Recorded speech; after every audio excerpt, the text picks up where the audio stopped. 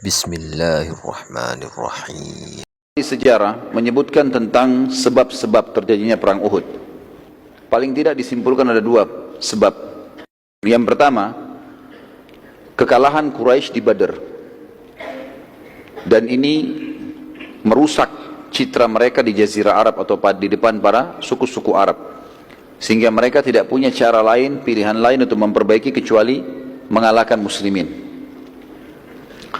Dan ini juga tergambarkan dari sumpahnya Abu Sufyan yang pada saat itu setelah meninggalnya tokoh-tokoh Quraisy di Badar hampir semuanya dan tinggal dua orang, kita sudah jelaskan sebelumnya, Abu Sufyan dan Abu Lahab, dan Abu Lahab pun sudah meninggal sehingga tertinggal Abu Sufyan sendiri di Mekah pada saat itu. Tentu belum masuk Islam karena masuk Islamnya di masa pembebasan kota Mekah atau pembukaan kota Mekah. Yang kedua, penyebabnya adalah orang-orang Quraisy sebagaimana dicatat dalam sejarah dan sebelumnya, sebelum sejarah histori atau sejarah yang dicatat oleh para ahli sejarah, Al-Quran juga sudah menceritakan kalau orang-orang Quraisy sangat tergantung perekonomiannya atau kota Mekah secara khusus itu dengan perdagangan dari negeri Syam. Sementara baginda Nabi SAW selalu berusaha membentuk pasukan-pasukan, baik beliau pimpin sendiri yang dikenal dengan Ghazwah, atau dipimpin oleh para sahabat dikenal dengan Ma'arakah, atau dipimpin dengan para sahabat yang jumlahnya di bawah 100 orang, di atas 3 orang, di bawah 100 orang yang dikenal dengan Sariyah. Maka orang-orang Quraisy terganggu sekali karena mereka hidup memang dari negeri Syam. Sementara semua kafilahnya berusaha untuk diserang, walaupun ada beberapa kafilah yang sempat lolos. Maka paling tidak dua penyebab ini disebutkan oleh para ahli sejarah menjadi pemicu utama terjadinya perang Uhud. Nabi SAW atau sebelumnya Al-Quran menceritakan masalah itu ya, ketergantungan Quraisy pada perdagangan atau ekonominya Mekah dengan perdagangan ini dalam surah Quraisy, surah nomor 104 ayat 1 sampai ayat 4. A'udzu billahi minasyaitonir rajim, li'ilafi Quraisy ilafihim rihlatash shita'i was-shaif falyabudu rabb hadzal bait alladzi at'amahum min ju'in wa amanahum min khauf. Karena kebiasaan orang-orang Quraisy, kata Allah, yaitu kebiasaan mereka bepergian untuk berdagang pada musim dingin dan musim panas. Kata ulama tafsir, musim panas mereka ke negeri Syam dan musim dingin mereka ke negeri Yaman untuk berdagang. Tapi kebanyakan mereka di musim dingin di Yaman mereka hanya pergi untuk rekreasi, sementara musim panas ke negeri Syam mereka berdagang. Maka hendaklah mereka menyembah Tuhan pemilik rumah Ka'bah yang telah memberikan makanan kepada mereka untuk menghilangkan lapar dan mengamankan mereka dari ketakutan. Saksi bahasan kita firman Allah, rihlatash shita'i was-shaif. Akhirnya Quraisy karena selalu menemukan kafilahnya dihadang, dan pernah saya kasih gambaran ikhwas sekalian, kalau Jazirah Arab di wilayah utaranya Jazirah Arab bagian atasnya itu negeri Syam. Dan posisi Mekah itu kalau mau ke negeri Syam harus lewati Madinah, Madinah di atasnya. Jadi Madinah itu di utara Mekah. Habis Madinah baru ke negeri Syam. Jadi mereka mau tidak mau harus lewat jalur itu, nggak ada jalur lain. Waktu itu mereka belum punya jalur lain. Apalagi mereka harus lewat darat. Maka yang terjadi teman-teman sekalian, mereka sekarang merasa terganggu, selalu dihadang. Kemudian mereka juga sudah kalah di perang Badar. Jadi tambah takut. Sekarang bagaimana caranya? Mereka ubah jalurnya. Terakhir percobaan mereka adalah mereka melalui wilayah namanya Dzatu Irq. Dzatu Irq ini adalah jalur dari Mekah mutar ke dekat Jeddah, mutar sampai ke dekat wilayah Najd, wilayah Irak. Jauh sekali. Baru masuk ke negeri Syam untuk menghindari Madinah saja. Jadi di sini misalnya mereka ke negeri Syam itu perjalanan sebulan, ini bisa 2-3 bulan baru sampai. Tapi mereka coba lakukan itu. Ternyata baginda Nabi SAW dengar ada kafilah mereka keluar menuju ke sana. Maka beliau membentuk Sariyah. Saya sudah bilang tadi Sariyah bagaimana jumlahnya? 3 sampai 100. Di atas 100 pasukan. Tidak dikatakan Sariyah gitu. Maka dibentuklah Sariyah dipimpin oleh Zaid bin Harithah radhiyallahu anhu. Dan sementara pada saat itu orang-orang Quraisy sama sekali tidak sangka, sama sekali tidak menyangka. Ternyata Sariyahnya Zaid bin Harithah berhasil menghadang kafilah sebelum tiba di negeri Syam. Dan akhirnya mengambil semua yang ada di dalam kafilah tersebut, membawa ke Madinah. Abu Sufyan yang memimpin Mekah pada saat itu bersama dengan orang-orang Quraisy tidak pernah menyangka terjadi penyerangan ini, dan karena jalur ini pun jalur alternatif yang sudah sangat jauh diketahui muslimin, maka mereka akhirnya putus asa. Abu Sufyan akhirnya tidak ada jalan lain kecuali memotivasi masyarakat Mekah, kita harus selesaikan urusannya Madinah nih. Kalau enggak habis semua ini, ekonomi enggak bisa. Citra kita sudah rusak karena kalah. Harus kita kalahin. Motivasi sana sini terus menerus. Puncaknya adalah pada saat Abu Sufyan menyurati suku Ghatafan. Dan suku Ghatafan kita sudah sebutkan tadi diserang oleh Nabi SAW, tetapi mereka tidak bisa atau mereka tidak melawan dan mereka sembunyi di atas gunung, walaupun mereka punya 10.000 personel kuda, semuanya siap perang. Suku Ghatafan waktu itu menyumbang personel perang banyak sekali. Sepertiga dari pasukan Quraisy, pasukan menyerang di Uhud nanti, itu dari Ghatafan. Jadi 1.000 orang mereka. 2.000 yang lain, Abu Sufyan berhasil mengumpul dari berbagai kabilah-kabilah Arab, suku-suku Arab, dan belum pernah, dalam sejarah disebutkan, belum pernah Quraisy memiliki pasukan sebesar ini, 3.000 orang personel perang. Selama ini 1.000 itu sangat luar biasa. 1.000 itu waktu menyerang Badr itu sudah dianggap pasukan intinya Quraisy, itu pun kalah. Teman-teman sekalian, pasukan ini akhirnya menuju ke Madinah. Dan yang terjadi, Nabi SAW mendengarkan kejadian tersebut. Perlu saya gambarkan sedikit teman-teman sekalian. Madinah, sebenarnya sekarang Uhud itu masuk wilayah Madinah ya, masuk wilayah haram maksud saya, wilayah haram. Di zaman Nabi SAW waktu masih hidup, Uhud itu di luar gerbangnya Madinah. Jadi dulu ada temboknya Madinah, itu ada pintu gerbangnya. Uhud itu di luarnya pintu gerbang itu. Jadi kalau muslimin mau ke Uhud, maka mereka keluar dari pintu gerbang Madinah baru mereka ke Uhud itu. Pasukan Quraisy, teman-teman sekalian, mau menuju ke Madinah, ingin menaklukkan Madinah. Pintu gerbang Madinah yang paling dekat untuk bisa menembusnya adalah Uhud. Padahal gunung Uhud itu ada di luar tembok Madinah. Makanya dikatakan perang Uhud karena pasukan sampai ke lokasi itu, dan itu sudah pintu gerbang Madinah, dan gunung ini pun sangat dekat. Pada saat itu teman-teman sekalian, Nabi SAW segera mengumpulkan sahabat, diskusi apa jalan keluarnya nih, permasalahannya apa. Mayoritas sahabat berpikir untuk keluar melawan Quraisy. Ya Rasulullah, sebelum mereka tiba di Madinah, kita keluar, hadapin dimanapun ketemu, seperti kita hadapi di Badr. Termasuk pada saat itu yang paling ngotot adalah paman beliau Hamzah radhiyallahu anhu. Semangat para sahabat ini muncul teman-teman sekalian karena mereka sudah melihat kemenangan di Badr. Jumlah lebih sedikit, tapi akhirnya jadi besar, bisa menang. Dan saya sudah sebutkan teman-teman sekalian, perang Badr Allah Azza wa Jal, Allah yang maha tinggi dan maha kuat telah mengaturnya supaya setelah Badr muslimin sudah tidak pernah takut lagi berperang, gitu kan? Ya sudah kita jelaskan panjang lebar masalah itu.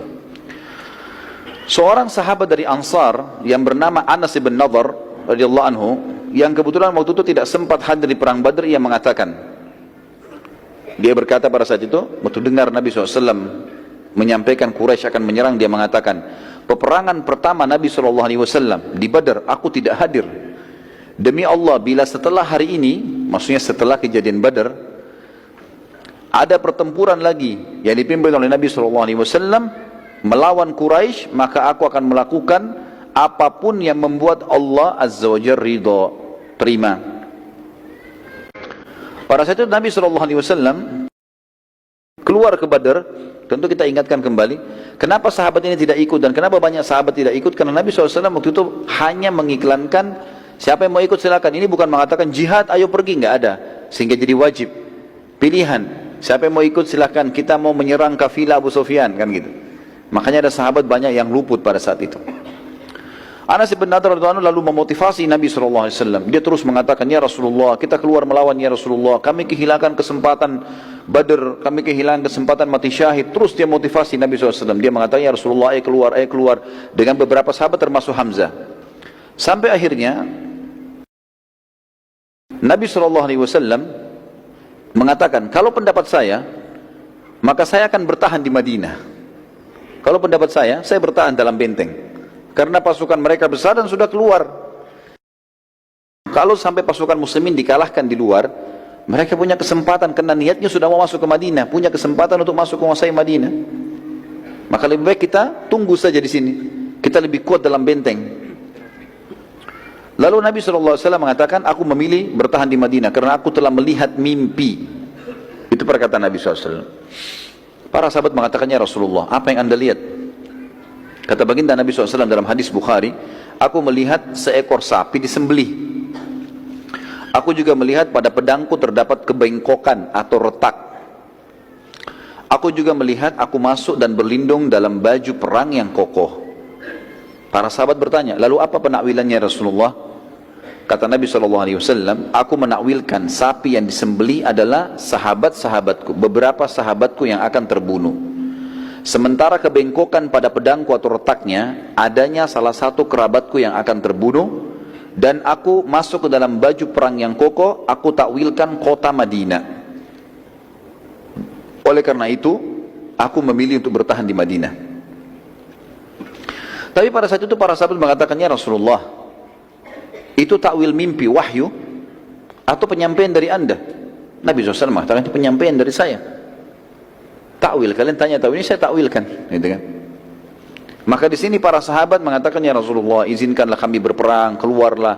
Terus saja mereka memotivasi dan mendorong Nabi SAW untuk keluar. Beberapa sahabat sampai beliau mengatakan, baiklah, kalau gitu bersiap-siaplah. Lalu Nabi SAW pun pulang ke rumah beliau dan beliau mempersiapkan baju perangnya. Waktu Nabi SAW masuk ke dalam rumahnya, para sahabat akhirnya berbicara satu sama yang lain. Ini jangan sampai kita ini melakukan dosa, kita melanggar Nabi SAW, kita menyuruh beliau keluar, pada beliau mau bertahan di Madinah. Sampai akhirnya mereka tunggu depan pintu rumah Nabi SAW. Waktu beliau SAW keluar dari rumahnya dengan pakaian perang yang lengkap, beberapa sahabat menghampiri sambil berkata, wahai utusan Allah, bila anda ingin tetap di kota Madinah, maka kami pun ikut saja bertahan di Madinah.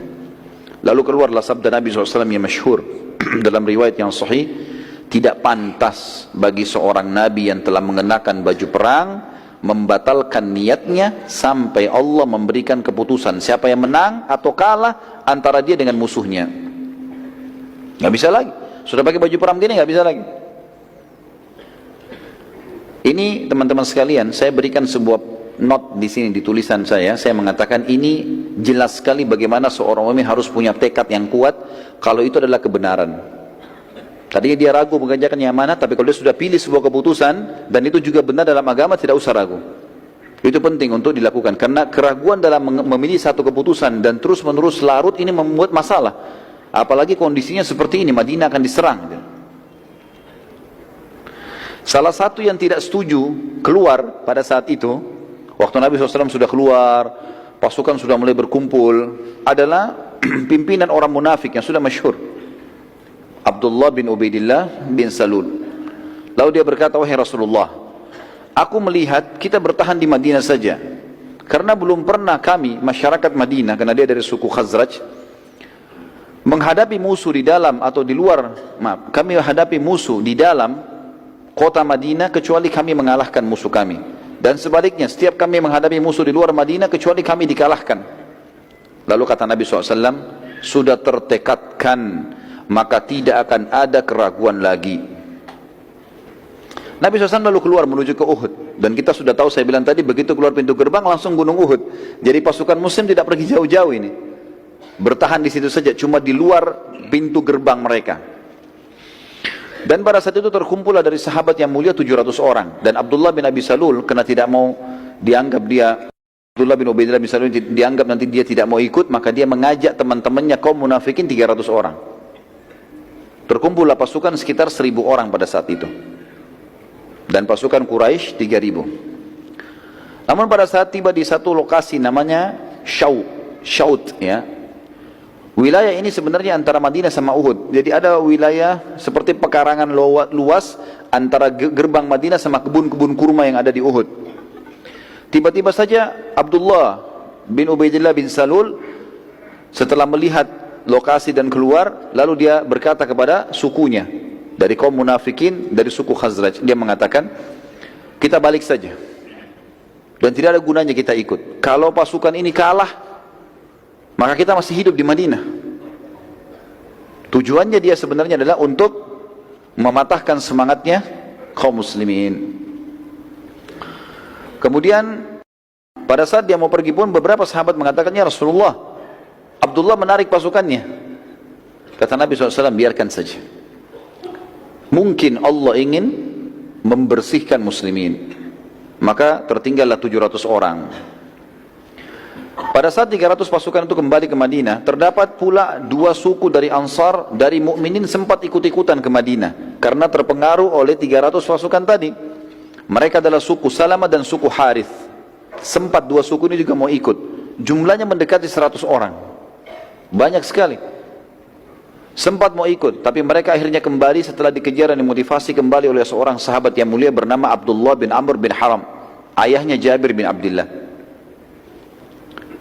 radhiyallahu anhum ajma'in, sempat mengejar mereka dan mengingatkan besarnya pahala jihad di jalan Allah, terlebih lagi bersama Nabi SAW. Akhirnya kedua suku tadi kembali bergabung dengan muslimin. Sementara yang 300 bersama Abdullah bin Ubaidillah bin Salul tetap menolak, maka Abdullah pun akhirnya meninggalkan pasukan muslimin dan masuk ke Madinah, lalu kemudian mencela-cela pasukan muslimin dari atas benteng Madinah. Pasti kalian kalah, pasti kalian susah, pasti kalian begini, dengarlah, seperti gitulah. Allah Azza wa Jalla menyebutkan kejadian tersebut dalam surah Al-Imran, surah nomor 3 ayat 122. A'udzu billahi minasyaitonir rajim. Idh hammat ta'ifatani minkum an tabshala wallahu waliyuhuma. An tabshala wallahu waliyuhuma wa 'alallahi falyatawakkalul mu'minun.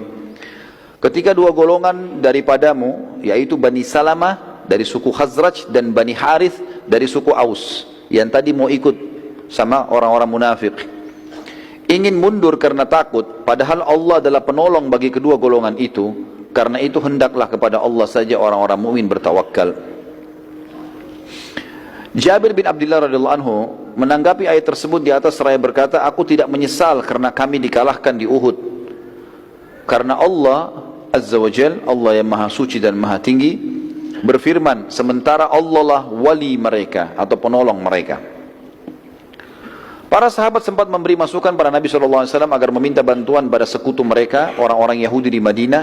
Namun Nabi SAW menolak karena mengetahui kalau Yahudi kaum yang suka gemar berkhianat. Nabi mengatakan SAW, kita cukupkan dengan 700 ini. Tiba di lokasi Uhud, teman-teman sekalian, baginda Nabi SAW lalu kemudian mengatur strategi dengan para sahabat karena Quraisy belum tiba. Kata beliau, tunjukkan, kata Nabi SAW kepada sahabat, tunjukkan saya jalan menuju ke satu lokasi yang menjadikan Uhud di punggung kita. Dan itu tidak melewati lokasi yang umumnya, bukan dari pintu gerbang menuju ke sana. Tujuannya agar orang-orang munafik yang ada di atas benteng dan orang-orang Yahudi itu supaya tidak tahu ke arah mana pasukan muslimin berkemah dan tidak memberitahukan kepada Quraisy. Maka ada seorang sahabat mengatakan, ya Rasulullah, saya tunjukkan kepada anda, dan kita harus melewati kebun-kebun kurma.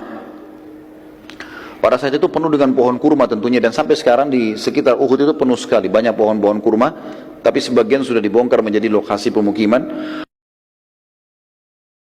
Dan Nabi SAW meminta ini agar betul-betul beliau sudah ada di lokasi peperangan, memilih lokasinya, menjadikan gunung di belakangnya, juga di dekat gunung itu yang ada kebun-kebun kurma yang Nabi SAW menjadikan target, ada sumur-sumur agar para mujahidin bisa minum.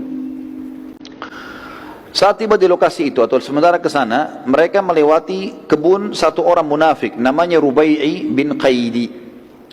Rubai'i ini orangnya buta dan dia munafik. Dia dengar Abdullah bin Abi Salul dan teman-temannya sampaikan, pasukan Muhammad lagi menuju ke kebunmu, jangan kau biarkan lewat.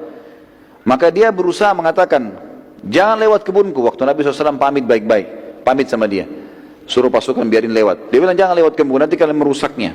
Lalu terus saja dia menolak.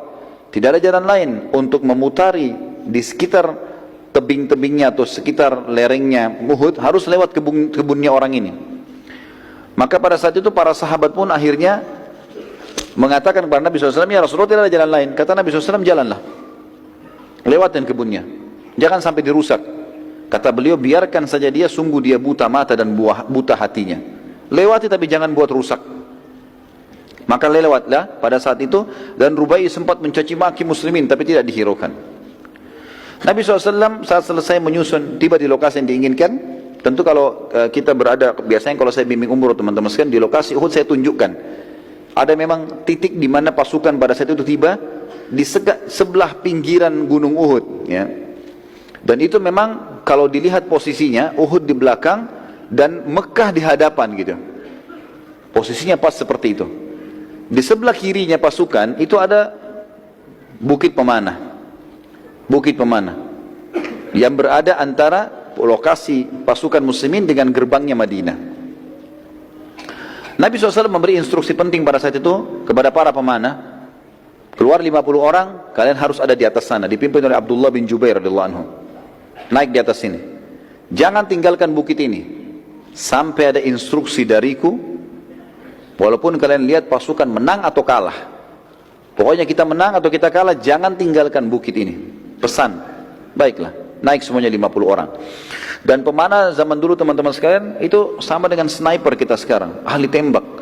Bahkan kalau orang-orang yang mahir, mereka bisa melepaskan beberapa anak panah dengan satu tarikan, gitu kan? Dan itu kalau tepat sasaran dia bisa membunuh beberapa orang. Maka ini kekuatan muslimin di situ tadi.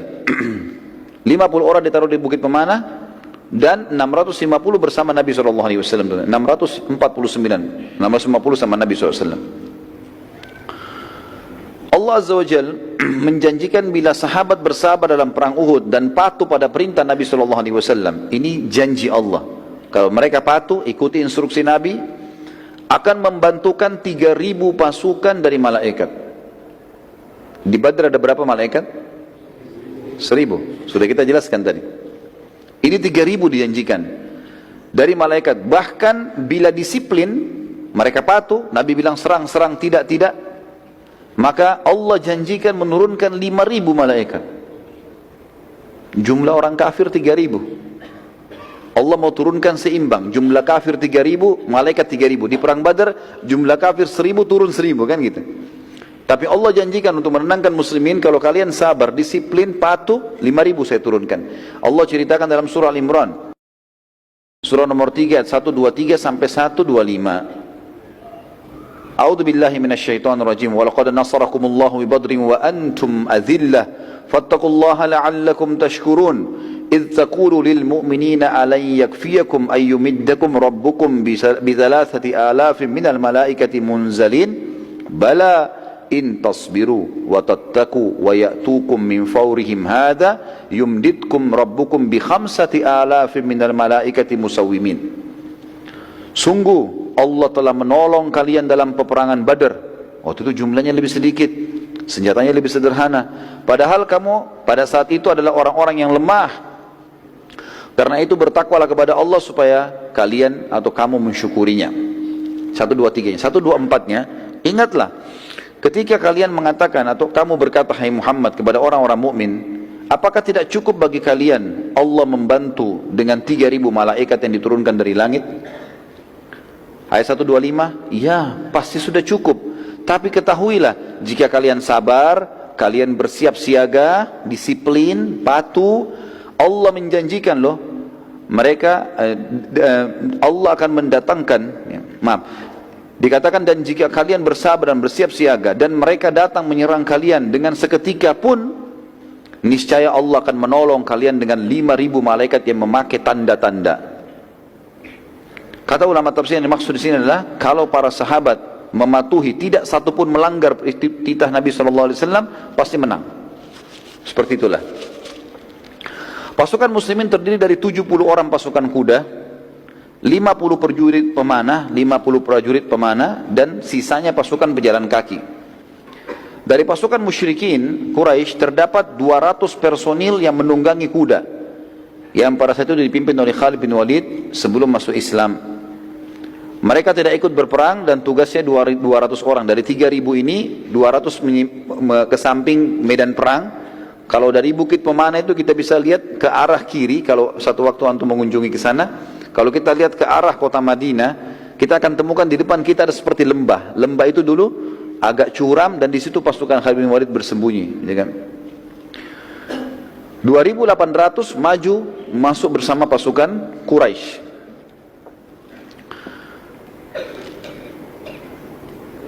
Mereka tidak ikut berperang Khalid bin Walid tentunya, dan memantau peperangan dari jauh dan mencoba melihat kekuatan muslimin ada di mana. Tetapi posisi pasukan 50 Khalid bin Walid ini, pasukan Khalid bin Walid yang 200 diketahui oleh 50 pemanah Nabi SAW. Maka Abdullah bin Jubair sempat mengatur strategi di atas 50 orang ini dibuat melingkari gunung.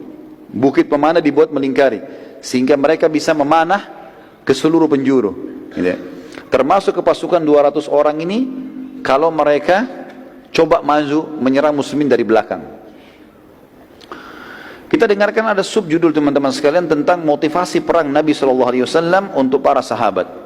Dan ini termasuk sunnah Nabi SAW. Setiap kali pasukan sudah berhadapan, supaya jiwa-jiwa siap untuk berperang, dimotivasi.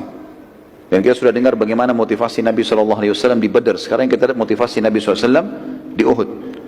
Di antaranya adalah kalau di tulisan saya berikan huruf A, artinya ada beberapa pilihan. Yang pertama, kisah anak-anak yang ikut perang. Anak-anak di sini maksudnya adalah dianggap umur yang masih sangat muda. Dalam pasukan muslimin terdapat anak-anak yang masih kecil yang juga ikut berperang dari dalam kota Madinah dan sempat tiba di medan perang. Namun Nabi SAW memilah mereka. Dan ada yang dipulangkan karena tidak layak ikut perang, terlalu kecil, dan ada juga yang dibiarkan ikut oleh Nabi SAW. Di antara kisah yang unik di sini adalah ada seseorang yang ditolak oleh Nabi SAW yang bernama Abdullah bin Umar dan Usama bin Zaid radhiyallahu anhuma. Ini ditolak oleh Nabi SAW. Dianggap masih umur 12 tahun, 13 tahun waktu itu. Dipulangkan, tidak boleh ikut.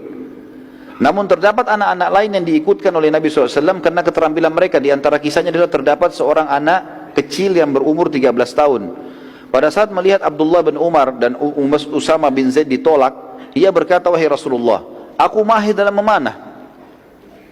Lalu Nabi SAW mengetesnya dan ternyata betul-betul dia mahir dan tidak meleset panahannya. Beberapa sasaran dilempar, ditunjuk oleh Nabi SAW, dia mana tepat kena. Maka ini diikutkan, tapi maaf saya tidak temukan nama orang ini, tapi jelas ini anak umur 13 tahun disebutkan oleh buku-buku sejarah. Seorang anak yang lain juga berumur 13 tahun, saat melihat temannya diloloskan oleh Nabi SAW untuk berperang, dia berkata, "Wahai Rasulullah, kenapa anda loloskan ia ikut perang sementara aku tidak? Dan aku bisa mengalahkannya kalau bergulat." Ini yang pintar mana ini? Saya bisa kalahin gulat ya Rasulullah. Dalam riwayat dikatakan Nabi SAW menyuruh keduanya untuk mengadu keterampilan gulat. Dan ternyata betul, anak yang kedua mengalahkan anak yang pertama. Maka Nabi SAW pun akhirnya mengizinkan dia ikut. Yang kedua teman-teman sekalian adalah kisah pedang Nabi SAW. Kisah pedang Nabi SAW. Disebutkan dalam hadis Bukhari, Nabi SAW mengumpulkan seluruh pasukan lalu menghenuskan sebilah pedang dan bersabda, "Siapa yang akan memberikan haknya Allah dan Rasulnya di pedang ini?" Tiba-tiba saja Hamzah bin Abdul Muttalib radhiyallahu anhu, yang kita tahu memang dia yang paling besar semangatnya untuk keluar menghadapi musuh, dan memang Allah karuniai dia mati syahid di situ. Tiba-tiba berdiri dan mau mengambil dari tangan Nabi SAW. Nabi SAW tarik. Hamzah dikenal dengan singa, orang yang sangat luar biasa, perkasa, pemberani. Lalu Nabi SAW ulangi lagi. Setelah Hamzah mengatakan, "Aku ya Rasulullah," Nabi SAW tarik. Nabi SAW ulangi lagi, "Siapa yang mau memberikan haknya Allah dan Rasulnya di pedang ini?" Berdiri yang kedua Ali bin Abi Thalib radhiyallahu anhu. Orang juga yang muda tapi kuat sekali, punya kekuatan fisik, keterampilan perang. Nanti kita lihat keterampilannya luar biasa kalau pada saat kita ceritakan tentang kisah perang Ahzab. Maka Ali pun berdiri mengatakan, "Saya Rasulullah," langsung mau memegang pedang itu. Karena dianggap ini kemuliaan, pedangnya Nabi SAW dikeluarkan lalu dikasih. Siapa yang mau berikan hak Allah dan Rasulnya di sini? Ternyata Nabi SAW tarik lagi. Suruh Ali duduk. Ulangi lagi. Siapa yang mau memberikan haknya Allah dan Rasulnya di pedang ini? Berdiri Zubair bin Awam, yang sudah kita tahu kisahnya. di perang Uhud, di perang Badr, bagaimana dia membunuh Abu Kabs, melempar tombak di antara dua matanya tembus sampai ke otaknya, gitu kan. Berdiri mengatakan, saya Rasulullah. Nabi SAW tarik lagi, suruh duduk. Diulangi lagi, siapa yang akan memberikan haknya Allah dan Rasulnya di pedang ini? Mikdad berdiri. Mikdad ini diisyaratkan oleh Umar bin Khattab seperti kekuatan 1000 orang. Suaranya keras, cepat kalau menyerang, macam-macam keterampilannya. Berdiri lagi, aku ya Rasulullah, mau dipegang lagi. Ditarik lagi oleh Nabi SAW, suruh duduk. Diulangi lagi, siapa yang mau memberikan haknya Allah dan Rasulnya di pedang ini? Maka perlu digarisbawahi teman-teman sekalian, keempat sahabat yang sudah lewat ini dianggap ini jawaranya muslimin. Keempat orang ini, bahkan setiap orang di antara mereka bisa dihitung kekuatan 1000 orang. Sebagaimana diriwayatkan oleh Umar bin Khattab pada saat mengutus pasukan pembebasan Mesir kepada Amr bin As.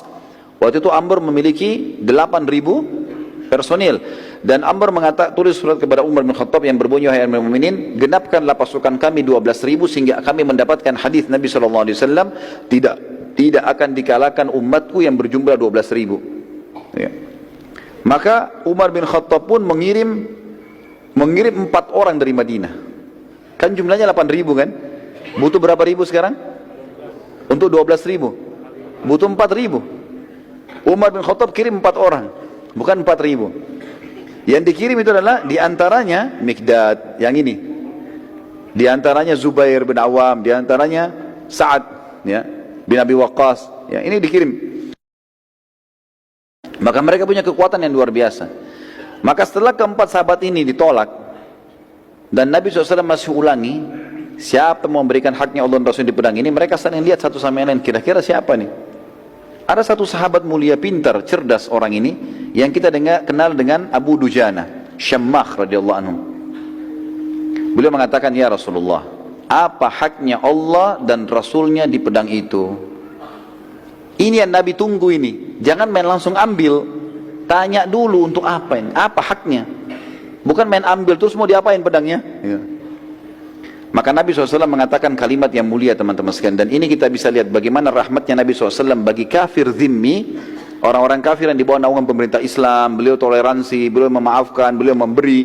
Tapi di medan perang beda lagi sama kafir harbi ini. Tegas sekali beliau mengatakan, engkau mengambil pedang ini dan engkau menghantamkan pada musuhmu pakai perang sampai bengkok. Bisa? Bisa. Baik, Abu Dujana diambil. Maka Abu Dujana waktu itu teman-teman sekalian, dia lagi pakai imamah warna hitam, diganti sama dia, ganti imamah warna merah. Dan imamah merah ini adalah tanda saya siap mati. Seperti itulah waktu mereka yakini seperti itu. Lalu Abu Dujana mengambil pedang tersebut dengan bangganya dan meletakkan di dadanya, sambil dia maju ke pasukan Quraisy. Waktu datang, waktu sudah kelihatan, dia maju menunjukkan keterampilannya dengan pedang itu. Maka kesannya kayak ada kesombongan. Para sahabat melihat, mereka khawatirnya Abu Dujana sombong ini. Kata Nabi SAW dalam hadis Bukhari, sesungguhnya cara seperti ini kayak Abu Dujana ini dimurkahi Allah. Allah nggak suka dengan kesombongan, kecuali di tempat ini. Di depan musuh silahkan tunjukkan, nggak ada masalah. Seperti itulah. Baik, kita lanjut sebentar ya.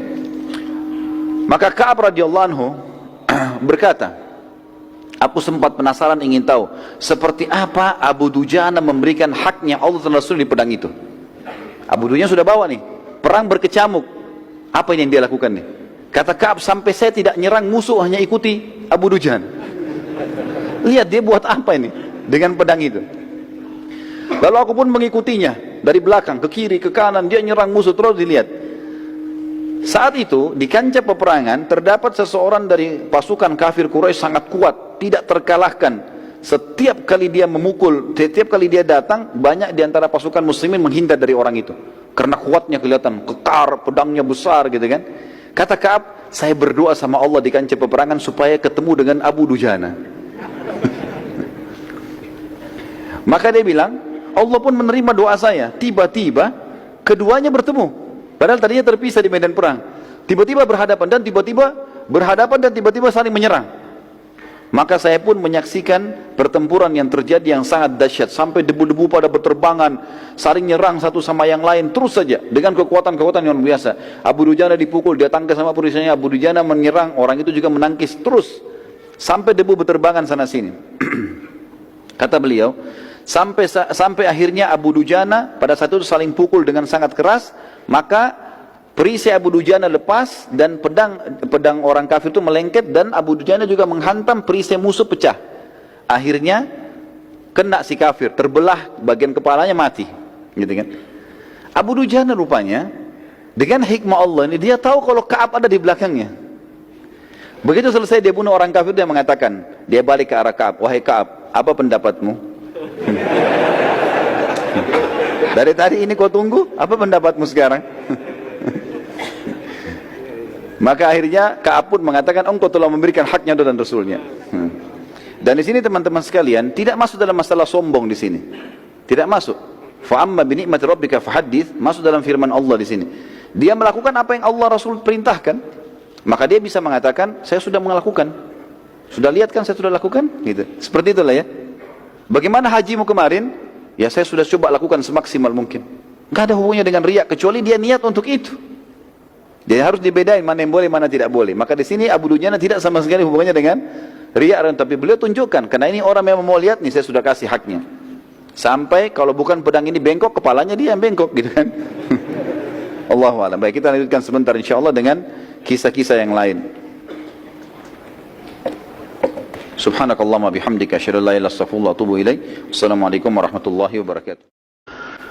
Tadi sudah kita ceritakan tentang kisah bagaimana Abu Dujana Syammah ibn Harith radhiyallahu anhu memberikan hak pedang yang diberikan oleh Nabi sallallahu alaihi wasallam, yang menuntut haknya Allah dan Rasulnya di situ. Kisah yang lain teman-teman sekalian, kisah yang terjadi di perang Uhud yang tidak bisa luput dari seorang beriman adalah kisah sahabat yang mulia Hanzalah radhiyallahu anhu. Hanzalah radhiyallahu anhu adalah seorang sahabat yang menikah di hari Jumat malam. Menikah di hari Jumat malam. Dan perang Uhud terjadi di Sabtu pagi, di waktu duha. Hanzalah lalu menikah malam itu. Kemudian memang dia belum bergaul, dia belum menggauli istrinya. Dia sempat ikut berjamaah sholat subuh bersama Nabi SAW. Pada saat dia pulang, dia bergaul untuk menggauli istrinya, sehingga dia dalam keadaan junub. Baru saja dia selesai bergaul dengan istrinya, masih dalam keadaan junub, belum mandi, terdengar panggilan seruan dari utusan Nabi SAW kepada seluruh muslimin di Madinah, jihad, jihad. Dan panggilan seperti ini berarti wajib bagi laki-laki muslim untuk ikut. Maka dia pun tidak menunggu, langsung saja dia keluar dalam kondisi masih junub, bergabung dengan pasukan muslimin. Waktu bergabung dengan pasukan muslimin, salah satu korban di Uhud yang mati syahid. Sebenarnya bukan kita katakan korban ya, justru ini kemenangan. Karena hakikat dari seorang muslim ikut jihad adalah mati syahid. Kedua baru menang. Jadi dia tidak kenal namanya kalah. Kalau dia terbunuh itu target utamanya kena masuk surga tanpa hisab. Sementara kalau dia menang adalah target yang kedua. Hanzalah radhiyallahu anhu adalah salah satu sahabat yang dikaruniai oleh Allah syahadah, mati syahid. Waktu jenazahnya ditemukan setelah selesai perang Uhud, maka Nabi SAW waktu melihat ke arahnya mengalihkan pandangan matanya. Lalu kemudian para sahabat bertanya, ya Rasulullah, ada apa dengan Hanzalah? Kenapa anda alihkan pandangan anda? Ada dua riwayat. Yang pertama kata Nabi SAW, aku melihat istrinya dari bidadari menjemputnya. Riwayat yang lain adalah, aku melihat para malaikat memandikannya. Karena dia dalam keadaan junub, maka dimandikan oleh para malaikat sampai keluar julukannya Gasilul Malaikah. Orang yang dimandikan langsung oleh malaikat. Dan di sini teman-teman sekalian pelajaran penting. Setiap kali ada janji Allah dan Rasulnya dari dalil Al-Quran dan Sunnah, setiap muslim tidak boleh ragu sedikit pun, apapun itu sifatnya, apapun.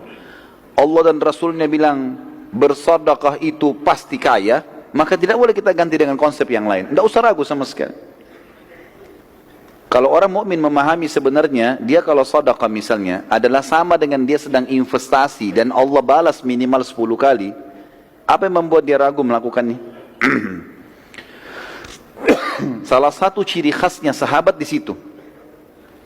Apa yang Allah dan Rasulnya sampaikan benar, yang lain salah. Selesai urusannya. Nggak perlu lagi dinegosiasi. Allah Rasulnya bilang salah, haram haram, halal halal. Kerjakan kerjakan, jangan kerjakan jangan kerjakan. Walaupun semua dunia, keluarganya, istrinya, anaknya, suaminya benci, dia nggak peduli. Sudah semuanya diseberikan. Seperti itulah kurang lebih. Dan ini terjadi pada Hanzalah. Bayangkan teman-teman kalau kita baru menikah seperti ini. Dengan wanita yang dia cintai, dia menikah. Baru selesai hubungan biologis yang pertamanya dalam rumah tangga. Belum sempat mandi junub, panggilan jihad. Kita nggak usah jauh-jauh bicara jihad. Antum sekarang kalau malam pertama, kira-kira subuh di masjid nggak? Hah?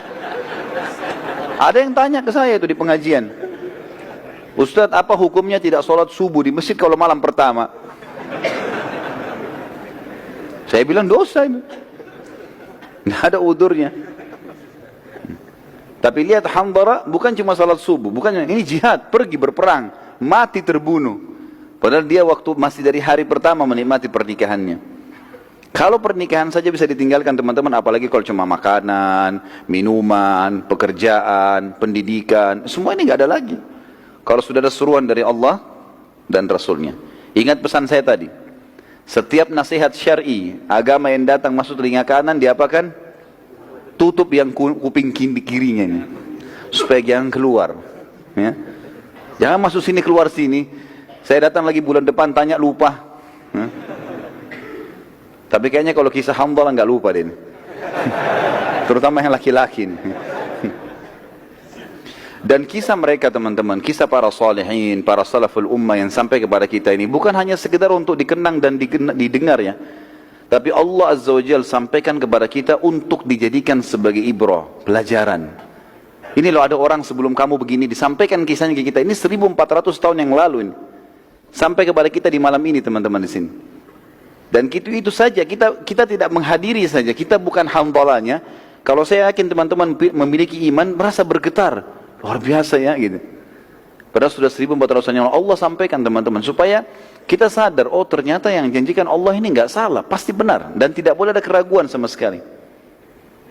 Saya sarankan teman-teman kalau ikuti ceramah di YouTube ada judul saya, ceramah saya itu judulnya Hai Muslim, inilah pondasi agamamu. Saya bicara masalah keyakinan. Bagaimana itu harus ditanamkan dalam hati seseorang Muslim, tidak boleh ragu sama sekali. Dan keyakinan terhadap apa yang Allah dan Rasul janjikan akan membuat ketenangan jiwa. Dan semua masalah dunia akan jadi kecil. Kisah yang unik juga yang terjadi di Uhud teman-teman sekalian, kisah dua orang, Khuwairik, pendeta Yahudi, dan Kazman, salah satu penduduk asli Madinah. Pada saat seruhan Nabi SAW dikumandangkan hari Sabtu pagi di waktu duha, jihad, Khuwairik ini pendeta Yahudi, dia dengar. Tiba-tiba Khuwairik dalam riwayat Sahih dikatakan berdiri lalu memotivasi para Yahudi dari menara benteng mereka. Hai Yahudi, keluarlah, masuk Islamlah. Kalian tahu Muhammad adalah utusan Allah. Demi Allah kalian membaca dalam kitab kalian Taurat, ciri-cirinya disebutkan nenek moyang kalian hijrah ke Madinah gara-gara Nabi ini. Sekarang dia kumandangkan jihad, mati masuk surga. Keluarlah. Pendeta yang panggil ini, pendeta mereka. Apa jawaban orang Yahudi? Hai Khuwairik, hari Sabtu. Hari Sabtu hari raya, nggak boleh perang, nggak usah perang, nggak boleh apa-apa. Agama kita. Khuwairik tahu Taurat. Apa kata Khuwairik? Tapi ada dalam kitab Taurat isi ayat yang diperintahkan kepada Musa alaihissalam. Karena nabi-nabi sebelum Nabi Muhammad SAW hidup sezaman. Seperti Nabi Musa alaihissalam sezaman dengan mertuanya Syuaib alaihissalam. Dalam salah satu ayat Taurat itu ada isinya, kalau Musa AS berdakwah di Mesir sama Palestina, bila di wilayah lain ada nabi yang Musa tahu tuh, Musa beritakan tuh nabi, kemudian dia panggil jihad, yang di sini harus bantu yang di sana. Baiklah, kalian tidak beriman pada Muhammad, tapi kalian tahu dia nabi, Yahudi semua tahu. Ikuti ayat Taurat, bantu dia, minimal bantu. Sama jawabannya, kami nggak mau ini hari Sabtu, orang tidak boleh perang hari Sabtu, hukum Taurat, alasan. Macam-macam. Kata Khuwairik, kalau begitu saya sendiri akan pergi.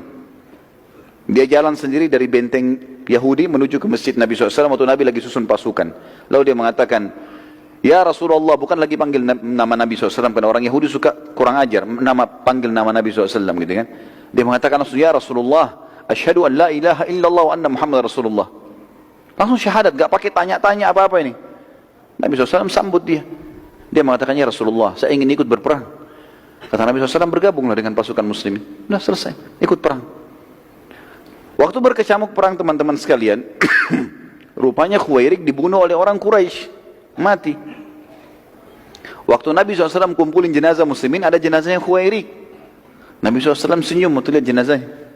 Para sahabat mengatakan, kenapa ya Rasulullah? Ini seperti kasus tadi Hanzalah, tapi ini berbeda. Kata Nabi SAW senyum, kalau siapapun yang ingin melihat penghuni surga belum pernah sujud sekalipun, ini orangnya. Ini orang baru syahadat di waktu duha. Duhur kan belum masuk ya. Sebelumnya subuh dia belum ada kewajiban, masih dalam keadaan Yahudi. Duhur belum tiba wajib, dia meninggal di waktu duha, baru syahadat, berapa jam kemudian mati syahid. Siapa yang ingin melihat penghuni surga yang belum pernah sujud sekalipun, ini orangnya. Kebenaran agama Islam, siapapun yang syahadat, asal dia tulus, masuk surga. Kisah yang lainnya, dan saya satukan dalam tulisan saya, adalah Kazman. Siapa Kazman ini? Ada satu orang dari Ansar, dia sudah ucapkan syahadat, Muslim. Orangnya pemberani. Di kancah perang teman-teman sekalian, dia tebas musuh sana, tebas musuh sini. Berani sekali, sampai dalam satu kali serangan bisa menebas beberapa orang musuh. Maka para sahabat memuji, mengatakan, orang ini, Kazman ini di surga. Kalau dia terbunuh ini, mati syahid ini. Luar biasa, bunuh banyak orang kafir. Karena ada hadis Nabi SAW, tidak akan bersatu muslim sama kafir di neraka. Yang dia sempat bunuh di medan perang, ini masuk neraka, ini tidak akan bersatu sama dia. Dia akan masuk surga gitu. Maka Nabi SAW mengatakan, tidak, dia di neraka. Para sahabat penasaran, kok bisa Nabi bilang di neraka, tapi ini lagi berkecamuk perang. Nggak ada waktu untuk bertanya. Mereka ikuti Kazman. Dari belakang diikuti. Kenapa ini Nabi bilang dia di neraka? Ternyata serang demi serang terjadi, ada satu musuh kafir menebas bagian kakinya, berdarah bagian betisnya, sobek. Karena dia kesakitan, dia keluar dari kancah peperangan, lalu dia turun dari kudanya, kemudian dia ambil pedangnya, ditusuk dirinya. Lalu dia mengatakan, sesungguhnya saya berperang untuk membela kaum saya. Maka para sahabat mengatakan, pantas dia masuk neraka. Jadi membela karena suku, murni hanya karena suku saja, hanya fanatisme, hanya murni negara, bukan karena mendidik kalimat Allah, maka ini tidak dapat syahadah, nggak dapat mati syahid ini. Kisah yang lain adalah kisah Amr bin Jamur radhiyallahu anhu, seorang sahabat Nabi yang sudah berumur dari penduduk Madinah dan kakinya pincang. Dan ini karunia dari Allah SWT. Lihat bagaimana orang-orang yang ikhlas teman-teman. Dan kata para ulama sudah disepakati ini, siapa yang masuk di kancah peperangan ikhlas mau mati syahid, itu yang Allah kasih syahadah. Kalau ada orang masuk di kancah peperangan kemudian dia bimbang, saya mati atau enggak ya gitu. Pokoknya ikut berperang saja, cari pahalanya, maka tidak mati syahid kecuali ajalnya datang. Kuasa Allah, Allah memilih orang yang paling ikhlas, yang memang mau mati syahid, mau segera masuk surga, itu Allah kasih. Ini kisah-kisahnya satu demi satu kita sebutin. Di antaranya Amr bin Jamuh. Tadi sudah ada Hanzalah, ada Khuwairik, ya. Amr bin Jamuh berkata, ya Rasulullah, saya ingin berjihad, tapi anak-anak saya larang. Anak-anaknya datang memegang tangannya. Ya Rasulullah, ayah kami pincang, sudah tua. Maka kata Nabi SAW, kau pincang, hai Amr. Kata Amr, ya Rasulullah, apakah orang pincang tidak bisa masuk surga? Saya juga mau, ya Rasulullah. Justru saya mau masuk surga dengan pincang saya ini. Kata Nabi SAW, naikkan dia ke kudanya, biarin dia ikut. Ikut berperang, terbunuh, mati syahid. Radhiyallahu anhu. Ya. Jadi bagaimana semangat sahabat teman-teman sekalian, pincang nggak menghalangi untuk itu. Sebagian orang, saya nggak tahu di sini ada atau tidak, baru gerimis nggak ke masjid. Nggak tahu kalau ada di sini hadir, ya. Merasa alhamdulillah. Baru gerimis nggak mau ke masjid. Baru ngantuk sedikit nggak mau hadir majelis ilmu. Bagaimana kalau jihad ini? Umroh mau cukur rambutnya bimbang. Sampai kadang-kadang saya bilang sama jemaah saya, baru rambut pak, belum darah, baru gundul. Baru mau gundul gitu. Bagaimana caranya tidak mau berkorban untuk Allah dan Rasulnya ini? Padahal Allah yang membuat di urat saraf kita mengalir darah-darahnya, otot-otot dia yang rangkaikan dengan tulangnya segala macam, lalu kita tidak mau berkorban untuknya. Ambil pelajaran teman-teman dari para sahabat ini. Enggak setengah-setengah, janji Allah dan Rasulnya memang sudah pasti benar, jalani. Yang lain kisah Zubair bin Awam. Jadi ini terulang lagi teman-teman sekalian, hampir mirip dengan kisah Abu Kabs tadi. Rupanya ada lagi di pasukan kafir Quraisy orang yang mirip Abu Kabs di perang Badr tadi.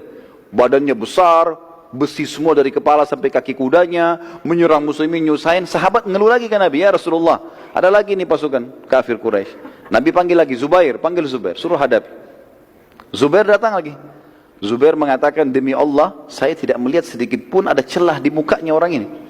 Sama tadi, dikelilingi, dicari, sampai Zubair mengatakan, saya melihat kasus yang sama dengan yang di Badr. Celahnya cuma di antara dua matanya. Maka saya pun melempar tombak di tempat yang sasaran itu, dan dia mati terbunuh. Sama dengan kasus tadi di Badr. Dan ini juga termasuk teman-teman sekalian sudah saya jelaskan, bagaimana seorang muslim memiliki keterampilan dan kejelian. Dan kata Nabi SAW dalam sebuah hadis yang sahih, Inna Allah yuhibbu min abdin idza amila amalan an yutqinahu. Allah sangat suka, cinta dengan seorang hamba kalau dia kerjakan satu perbuatan, dia menguasainya. Jangan terlalu bercabang teman-teman. Kuasai bidang ini, pindah ke bidang lain, setelah ini dikuasai. Lebih baik kita terkenal dengan satu bidang dan kita dikenal, itu tuh lebih baik. Nabi Daud alaihissalam fokus sebagai tukang besi, udah terkenal dengan itu. Walaupun keterampilan lain bisa, tapi ini ada yang dia dikuasai dengan sangat matang, gitu kan. Zubair dan para sahabat ini memang banyak mereka menguasai bidang-bidangnya, dan ini bagian daripada syariat kita. Profesional dalam bidangnya. Keterampilan diikuti dengan kejelian. Kita sebutkan juga beberapa kisah prajurit kafir di kancah peperangan Uhud, teman-teman sekalian. Di antaranya kisah Abu Amir. Abu Amir ini asli penduduk Madinah, dan dia dulunya berusaha untuk menyatukan Aus dan Khazraj, dua suku yang nanti dikenal Ansar setelah Islam. Sebelum Islam masuk ke Madinah, Abu Amir ini mau menobatkan diri menjadi rajanya Aus dan Khazraj. Daripada kalian perang, saya jadi raja kalian, saya akan menyatukan. Dia orang kaya. Subhanallah, dengan hikmah Allah datang waktu Islam mulai masuk ke Madinah, gitu kan? Kemudian Nabi SAW hijrah ke Madinah, seluruh penduduk Madinah ini Aus dan Khazraj masuk Islam, dan mereka tidak mau lagi mengangkat Abu Amir sebagai rajanya. Abu Amir kecewa, karena dia kecewa, dia nggak mau masuk Islam, dia tinggalkan Madinah menuju ke negeri Syam. Waktu dia dengar di perang Uhud orang-orang Quraisy menyerang Madinah, dia kembali. Lalu kemudian dia masuk ke Madinah dan dia mulai ribut. Dia mengatakan kepada muslimin waktu itu, orang Madinah, ngapain kalian ikuti Muhammad? Ikuti saya. Saya dari suku kalian, Muhammad pendatang. Saya akan membuat Quraisy pulang, tidak jadi menyerang kalian. Tapi nggak ada satupun orang yang mau ikuti dia nih. Nggak ada yang dengar. Orang sudah tahu, sudah masuk iman dalam hatinya, sudah tahu kalau ini benar. Mana mau didahulukan dia dari Nabi SAW? Nggak mungkin. Dia sakit hati, dia keluar, kemudian dia sempat membuat beberapa lubang di lokasi peperangan. Tapi dengan hikmah Allah, lubang ini dia buat, dia tidak tahu kalau Nabi akan ke situ, tapi dia perkirakan di tempat yang nanti pasukan muslimin terdesak, di situ yang dibuat lubang oleh Abu Amir. Digali lubang cukup dalam, satu orang kalau injak dia akan jatuh. Kurang lebih ukuran 2 orang laki-laki berdiri, gitu kan? Jadi susah untuk keluar dan sempit. Itu ditutup dengan pelapa-pelapa kurma. Dibuat beberapa tempat sama dia, dan ini nanti salah satu lubang ini yang Nabi SAW jatuh di dalamnya pada saat pasukan muslimin terdesak. Setelah buat lubang-lubang ini, dia bergabung dengan pasukan Quraisy. Tapi akhirnya dia juga terbunuh bersama dengan pasukan Quraisy. Ini diantara kisah salah satu orang kafir yang perlu ditahu namanya, karena dia bergabung dengan pasukan Quraisy. Yang lain adalah Jubair ibn Mut'im. Ini juga salah satu tokoh Quraisy. Dia memiliki budak yang kita sudah tahu namanya Wahsy. Dan dia kebetulan paman Jubair itu dibunuh oleh Hamzah di Badr. Pamannya dibunuh oleh Hamzah di Badr. Maka dia bilang, hai Wahsy, kalau kau bisa membunuh Muhammad atau membunuh pamannya Hamzah yang telah membunuh pamanku, kau bebas. Enggak jadi budak lagi. Mendengar perkataan ini, Hindun binti Utbah, istrinya Abu Sufyan, berkata juga kepada Wahsy, hai Wahsy, kalau kau bisa bunuh Hamzah, dia telah menjadi penyebab terbunuhnya ayahku Utbah bin Rabi'ah. Karena itu ada terbunuh 3 orang pada duel, pada saat duel awal perang Badr kan. Ada Utbah bin Rabi'ah, ada Syaibah bin Rabi'ah, ada Walid bin Utbah.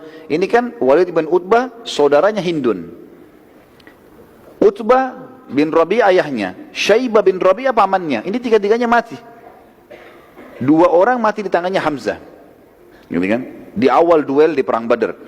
Maka Hindun pun berkata kepada Wahsy, "Hai Wahsy, kalau kau lakukan itu, kau ikuti majikanmu Jubair bin Mut'im ini membunuh Hamzah, maka aku pun akan memberikan kau hadiah.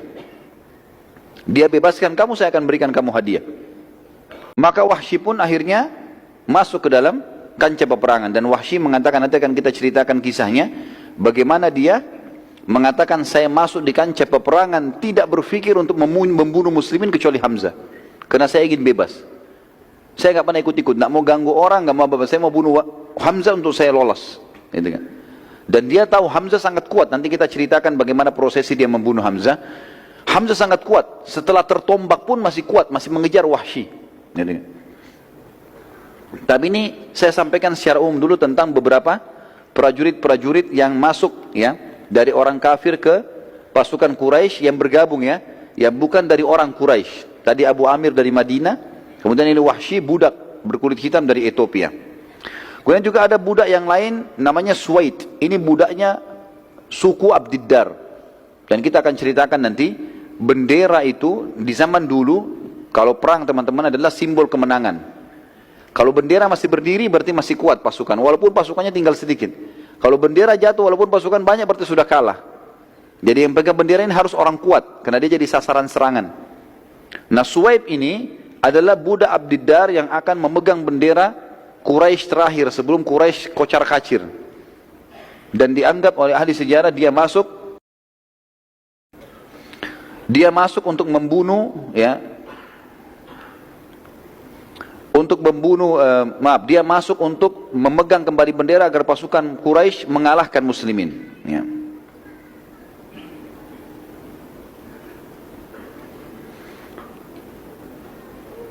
Sekarang kita ceritakan teman-teman sekalian subbahasan bagaimana awal kecamuk peperangan sehingga muslimin menang, dan bagaimana akhirnya berbalik muslimin kalah di perang Uhud. Dan ini perlu dijelaskan dan disatukan dalam sebuah subjudul supaya orang mengenang memang awalnya menang dan akhirnya dikalahkan, tapi nanti akan ada kemenangan lagi. Masih satu rentetan ya. Karena banyak orang cuma mengatakan di Uhud muslimin kalah. Simple seperti itu saja. Enggak dijelasin kalau sebenarnya mereka menang awalnya. Awal kemenangan muslimin, kita jelaskan ceritanya. Pada zaman dahulu tentunya saya bilang tadi bendera adalah simbol kemenangan. Kalau masih ada berarti menang. Kalau tidak ada berarti kalah. Seperti itulah. Maka ada 3 orang sahabat yang mulia namanya Hamzah bin Abdul Muttalib masyhur. Kemudian Ali bin Abi Thalib, ponakannya sendiri, dan Asim bin Thabit.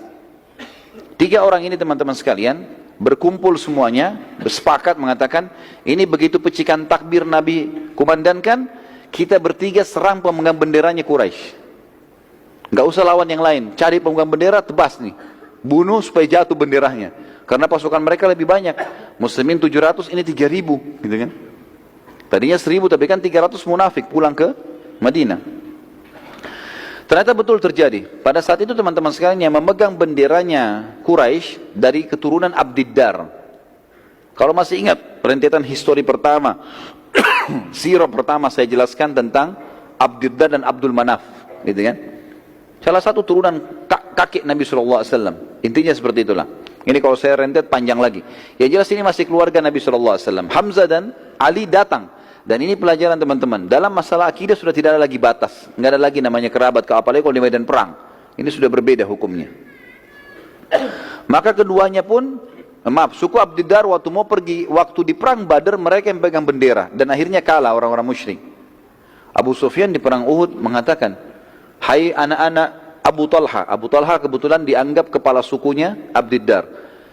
Anakmu ini 6 orang laki-laki mau perang, ikut perang. Di Badar kita dikalahkan gara-gara kalian yang pegang bendera dan jatuh. Kalau sekarang kalian tidak bisa memegang bendera, tidak bisa pegang amanah ini dan akan jatuh dikalahkan, maka berserahkan pada kami. Kami kasih kepada suku-suku yang pemberani. Maka ke-6 anaknya, Abu Talha mengatakan, kami tidak akan menyerahkan bendera ini kepada selain kami walaupun kami semua terbunuh. Datanglah anak pertamanya Abu Talha, pegang bendera.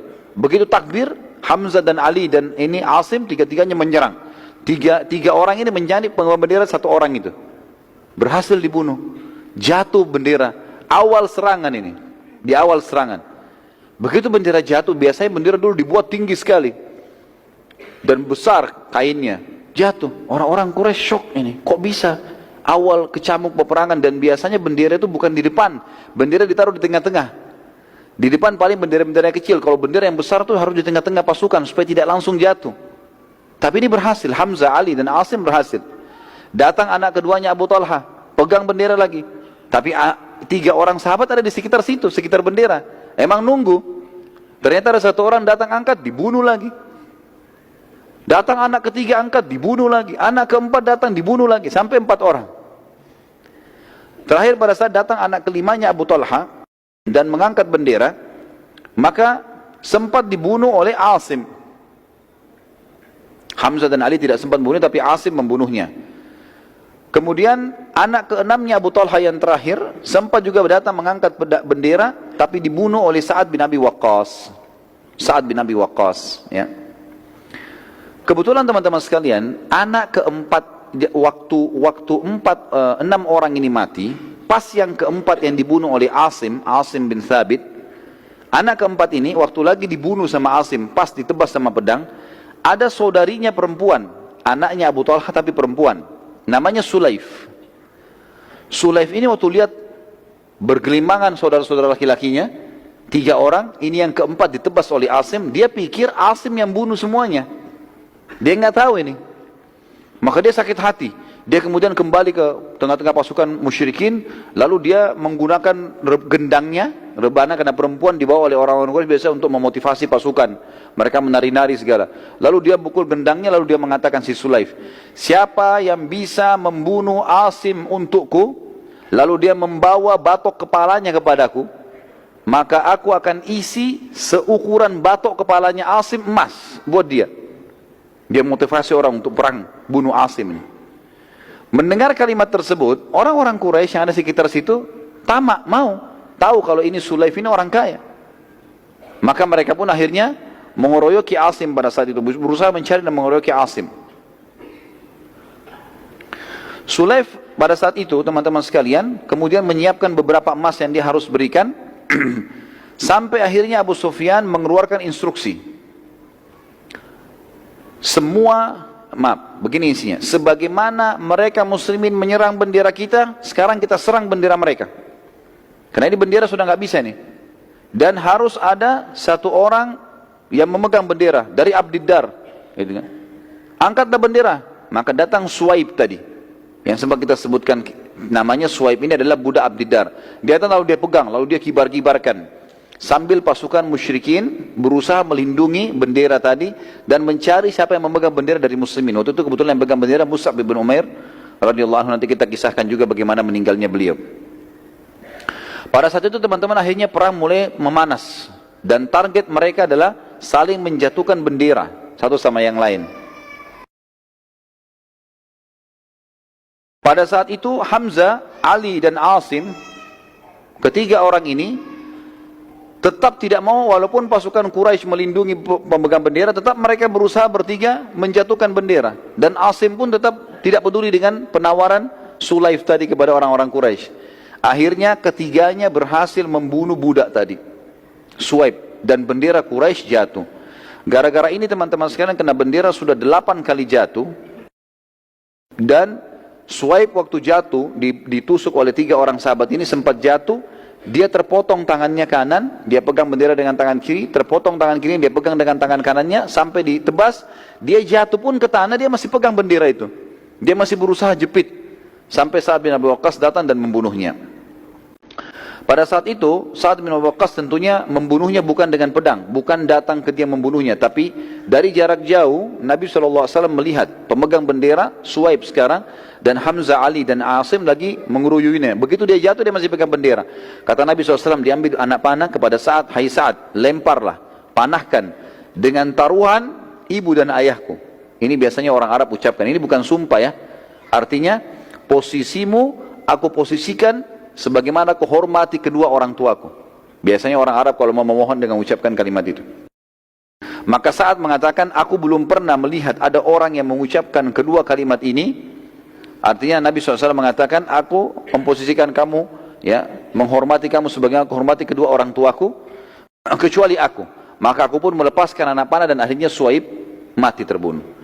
Waktu mati terbunuh teman-teman, bendera Quraisy jatuh. Hamzah, Ali dan Asim sengaja menginjakkan kuda mereka di bendera Quraisy.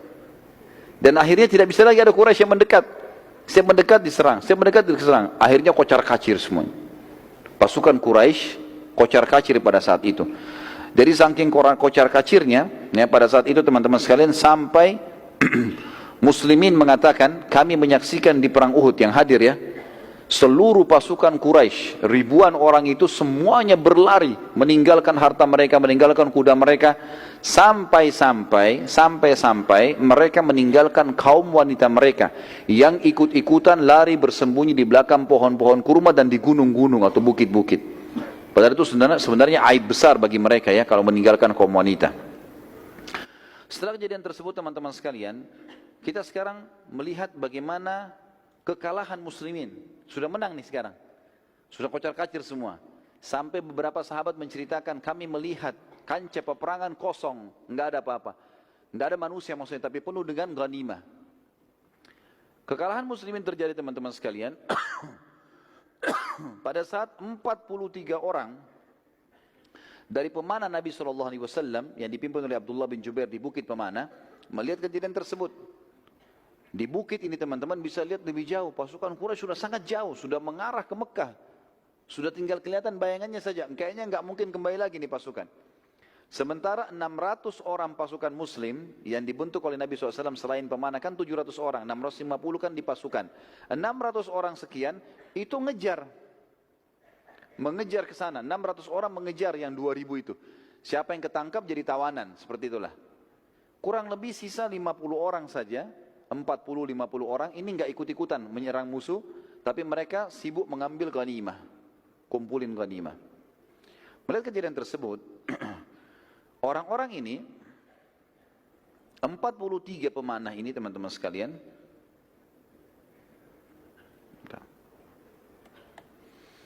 mereka melihat tempat itu kosong, mereka bilang, sudah nggak ada musuh, ayo kita turun bantu sahabat saudara-saudara kita untuk ngumpulin ghanimah.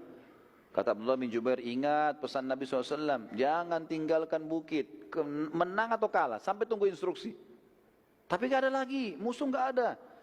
Subhanallah, dari 50 orang, 43 turun. Berkhianat di sini turun mereka.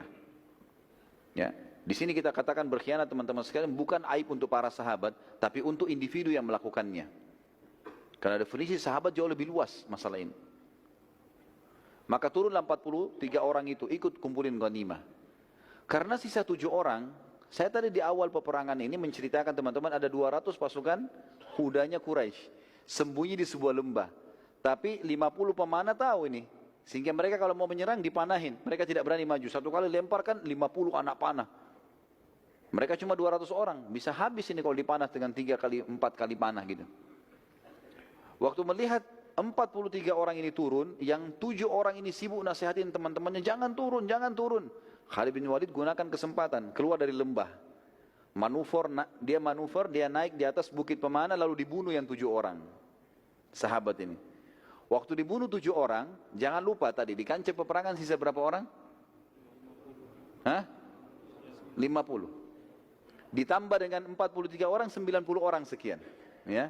Cuma ini jumlahnya pasukan muslimin, yang lainnya jauh di depan sana. Maka yang terjadi, 200 orang ini membunuh yang 7 orang, kemudian mereka menyerang dari belakang. Dan ini pasukan kuda, ini sama dengan kalau kita tank sekarang. Kuat sekali. Kudanya bisa menyerang, dia bisa menyerang. Lalu Khalid bin Walid menyeranglah pasukan yang 90 itu. Yang ada di depan. Dari belakang nih. Begitu mereka menyerang, mereka berhasil sampai ke benderanya orang-orang musyrik.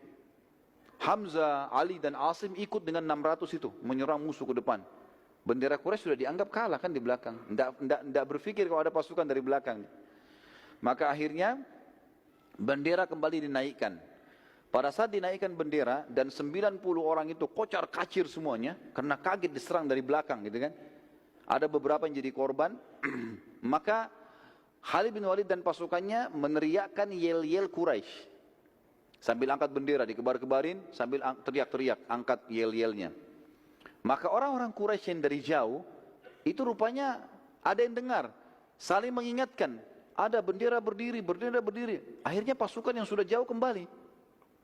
2000 lebih itu kembali. Dari belakang 200, pasukan muslimin di sini 600 ada di tengah-tengah. 2000 ini kembali nyerang. Gitu kan? Rupanya waktu mendengar yel-yel Quraisy di belakang, pasukan yang 600 muslimin juga balik ke belakang. Ini ada apa ini? Rasulullah ada di belakang ini. Kita harus kembali. Kembalilah 600 orang itu. Itu waktu kembali diceritakan bagaimana kacaunya. Pasukan muslimin kembali. Yang 600 ini yang 90 melarikan diri. Ya, tabrakan dan 200 nyerang dari belakang. Yang 2000 datang dari sana. Jadi sangat luar biasa. Kocar kacir. Sampai ada muslim membunuh muslim yang lain pada saat itu. Kesalahan. Sudah kacau keadaan. Sampai ada yang terbunuh pada saat itu. Di antara kaum muslimin yang terbunuh adalah Yaman. Yaman anak ayahnya Huzaifah bin Yaman radhiyallahu anhu majma'in. Kata Huzaifah, saat seluruh pasukan sudah kacau, sampai pasukan muslimin saling serang, sudah tidak tahu musuh ini karena luar biasa kacaunya. Dan dalam keadaan sangat kacau, sampai-sampai aku menemukan ayahku di antara pasukan yang terserang oleh muslimin sendiri. Dan aku mengatakan, ayahku, wahai muslimin, semoga Allah merahmati kalian. Tapi terlambat, dan akhirnya Yaman radhiyallahu anhu mati, terbunuh dan dianggap syahid oleh Nabi SAW karena kesalahan. Hudzaifah berkata, semoga Allah memaafkan kalian karena kehilafan ini. Semoga Allah maafkan kalian, ayahku telah kalian bunuh. Seperti itulah. Dalam situasi demikian teman-teman, Nabi SAW segera mengambil keputusan. Beliau SAW berteriak dengan suara keras, kumpullah di sisiku wahai hamba-hamba Allah, aku benar-benar utusan Allah. Namun yang mendengar beberapa orang sempat kumpul, tapi mayoritas pasukan tidak dengar. Dan yang terkumpul di sisi Nabi SAW hanya 9 orang. 7 dari muhajirin dan 7 dari ansar, 2 dari muhajirin. 9 orang saja. Yang lain pasukan ini sudah kocar kacir keluar dari kancah peperangan karena diserang oleh musuh-musuh ini. Hal ini terjadi karena luasnya lokasi peperangan dan galaunya keadaan pada pasukan muslimin sehingga mayoritas mereka tidak mendengarkan teriakan Nabi SAW. Terutama pada pasukan terdepan yang merupakan pasukan inti seperti Hamzah, Ali, ya, Zubair. Ini yang kuat-kuat semua ini tidak dengar. Karena mereka jauh dari Nabi SAW. Jadi yang dari 90 ini saja yang coba mendekat. Itu pun cuma berapa orang gitu. Dan mereka tersibukkan pada saat itu berusaha mengejar musyrikin yang lari ke Mekah. Tapi mereka sekarang kembali menyerang. Jadi Hamzah dan Ali juga ini sibuk lagi menghadapi pasukan yang 2000 itu. Dari pasukan depan muslimin ada pemegang bendera, sahabat Nabi mulia Mus'ab bin Umair radhiyallahu anhu, yang juga kembali ke arah belakang untuk mengetahui apa yang sedang terjadi. Pada saat situasi kacau, Mus'ab diserang oleh pasukan Khalid bin Walid dan mereka berhasil memotong tangan kanannya Mus'ab yang memegang bendera. Lalu Mus'ab memegang dengan tangan kirinya, kemudian dipotong lagi tangan kirinya, sisa dengan tangannya dia memegang bendera, lalu pasukan Khalid bin Walid menusuk dadanya. Dan sebagian riwayat menyebutkan Ibnu Qami'ah yang telah menusuk dada Mus'ab bin Umair dan beliau mati syahid pada saat itu. Dan akhirnya bendera muslimin jatuh. Dari sisi lain, Hamzah dan pasukan muslimin lainnya yang masih di depan tidak menyadari adanya serangan dari belakang dan bagaimana kacaunya keadaan pasukan pada saat itu serta serangan Khalid bin Walid. Pada saat itu pun waktu Hamzah mulai mau kembali dan melihat kekacauan di sana, ternyata dari belakang juga sudah ada serangan, maka Wahsy menggunakan kesempatan. Wahsy pun akhirnya mengatakan, aku melihat Hamzah dan aku pun takut mendekatinya. Aku pun takut, dengan dia orangnya kekar, kuat. Kita sudah ceritakan, Hamzah dulu kalau berburu apa? Singa. Di masa jahiliyah. Saking kuatnya fisiknya. Maka Wahsy mengatakan, aku coba mencari peluang di mana aku bisa membunuh orang ini sehingga aku lolos dari keterbudakan. Wahsy pun menceritakan kejadian tersebut berkata, saat tombak aku lemparkan, aku berhadapan dengan Hamzah, maka aku buru-buru melemparkan tombakku dan tertancap di perut Hamzah sampai tembus ke belakang. Sementara Hamzah di atas kudanya. Hamzah tidak terjatuh dan ia malah menghadap ke arahku dan maka aku pun sangat ketakutan. Dan ia terus saja mengejar ke arahku sampai aku berusaha melarikan diri secepat mungkin. Hamzah pakai kuda, tapi dia tertusuk ini, tombak. Orang lain sudah mati nih. Tapi Hamzah dengan izin Allah sementara masih bisa lari. Bahkan Hamzah sempat mendekati Wahsy Pada saat sudah dekat, banyaknya darah yang mengalir membuat Hamzah akhirnya jatuh. Kata Wahsy pada saat itu pun akhirnya, aku berhasil lolos dari keterbudakan karena Hamzah sudah mati. Dan aku mencabut tombakku dari tubuh Hamzah setelah aku yakin pastikan dia sudah meninggal. Tentu dengan berjalannya waktu teman-teman sekalian, Wahsy ini masuk Islam nanti. Masuk Islam, ada kisahnya begitu ya. Dan dia berkata, masih saja aku dihantui perasaan bersalah karena telah membunuh paman Nabi SAW dan tidak akan bisa terbayar kecuali dengan mati syahid di jalan Allah. Dan aku membunuh pemimpin orang kafir yang setimpal kedudukannya dengan Hamzah. Akhirnya Wahsy pun memenuhi niatnya dan dialah satu-satunya yang telah membunuh Musailamah al-Kadzdzab, orang yang mengaku Nabi. Pada saat akhir hidupnya Nabi SAW dan pada saat Nabi meninggal di pasukan Abu Bakar, Wahsy ikut. Dan Wahsy membunuh Musailamah al-Kadzdzab dengan tombak yang dia pakai bunuh Hamzah. Dia bersihkan, dia rapikan, lalu dia tombak ke arah yang mirip dengan Hamzah. Maka dia mengatakan, Wahsy berkata, inilah imbalan atas terbunuhnya paman Nabi SAW. Dan juga perlu diketahui pada saat Wahsy masuk Islam, Nabi SAW menerima Islamnya. Tapi Nabi mengatakan, wahai Wahsy, jangan sering tampil di hadapanku. Begitu saja. Karena Nabi masih ingat, ya. Hamzah ini pada saat terbunuh nanti kita akan lihat bagaimana korban-korban Uhud luar biasa menyedihkan, gitu kan? Nabi SAW kata Umar bin Khattab, belum pernah kami lihat Nabi SAW menangis seperti menangisnya pada saat lihat jenazah Hamzah. Hidungnya terpotong, darah semua, dadanya terbelah, segala macam ini, ya. Hal-hal yang buruk sekali. Nabi SAW, kita kembalikan cerita peperangan, mengatakan, wahai muslimin, kumpullah di sekitarku, wahai hamba-hamba Allah, aku benar-benar utusan Allah. Para sahabat berusaha kumpul dan tadi hanya terkumpul sekitar 9 orang, 7 dari Ansar dan 2 dari Muhajirin. Sementara pasukan Khalid bin Walid melihat kesempatan ini untuk menyerang Nabi SAW. Karena waktu Nabi teriak, akhirnya ditahu posisinya Nabi oleh pasukannya Khalid bin Walid. Pasukan yang 600 sekarang sudah akan berhadapan dengan yang 2000 sekian.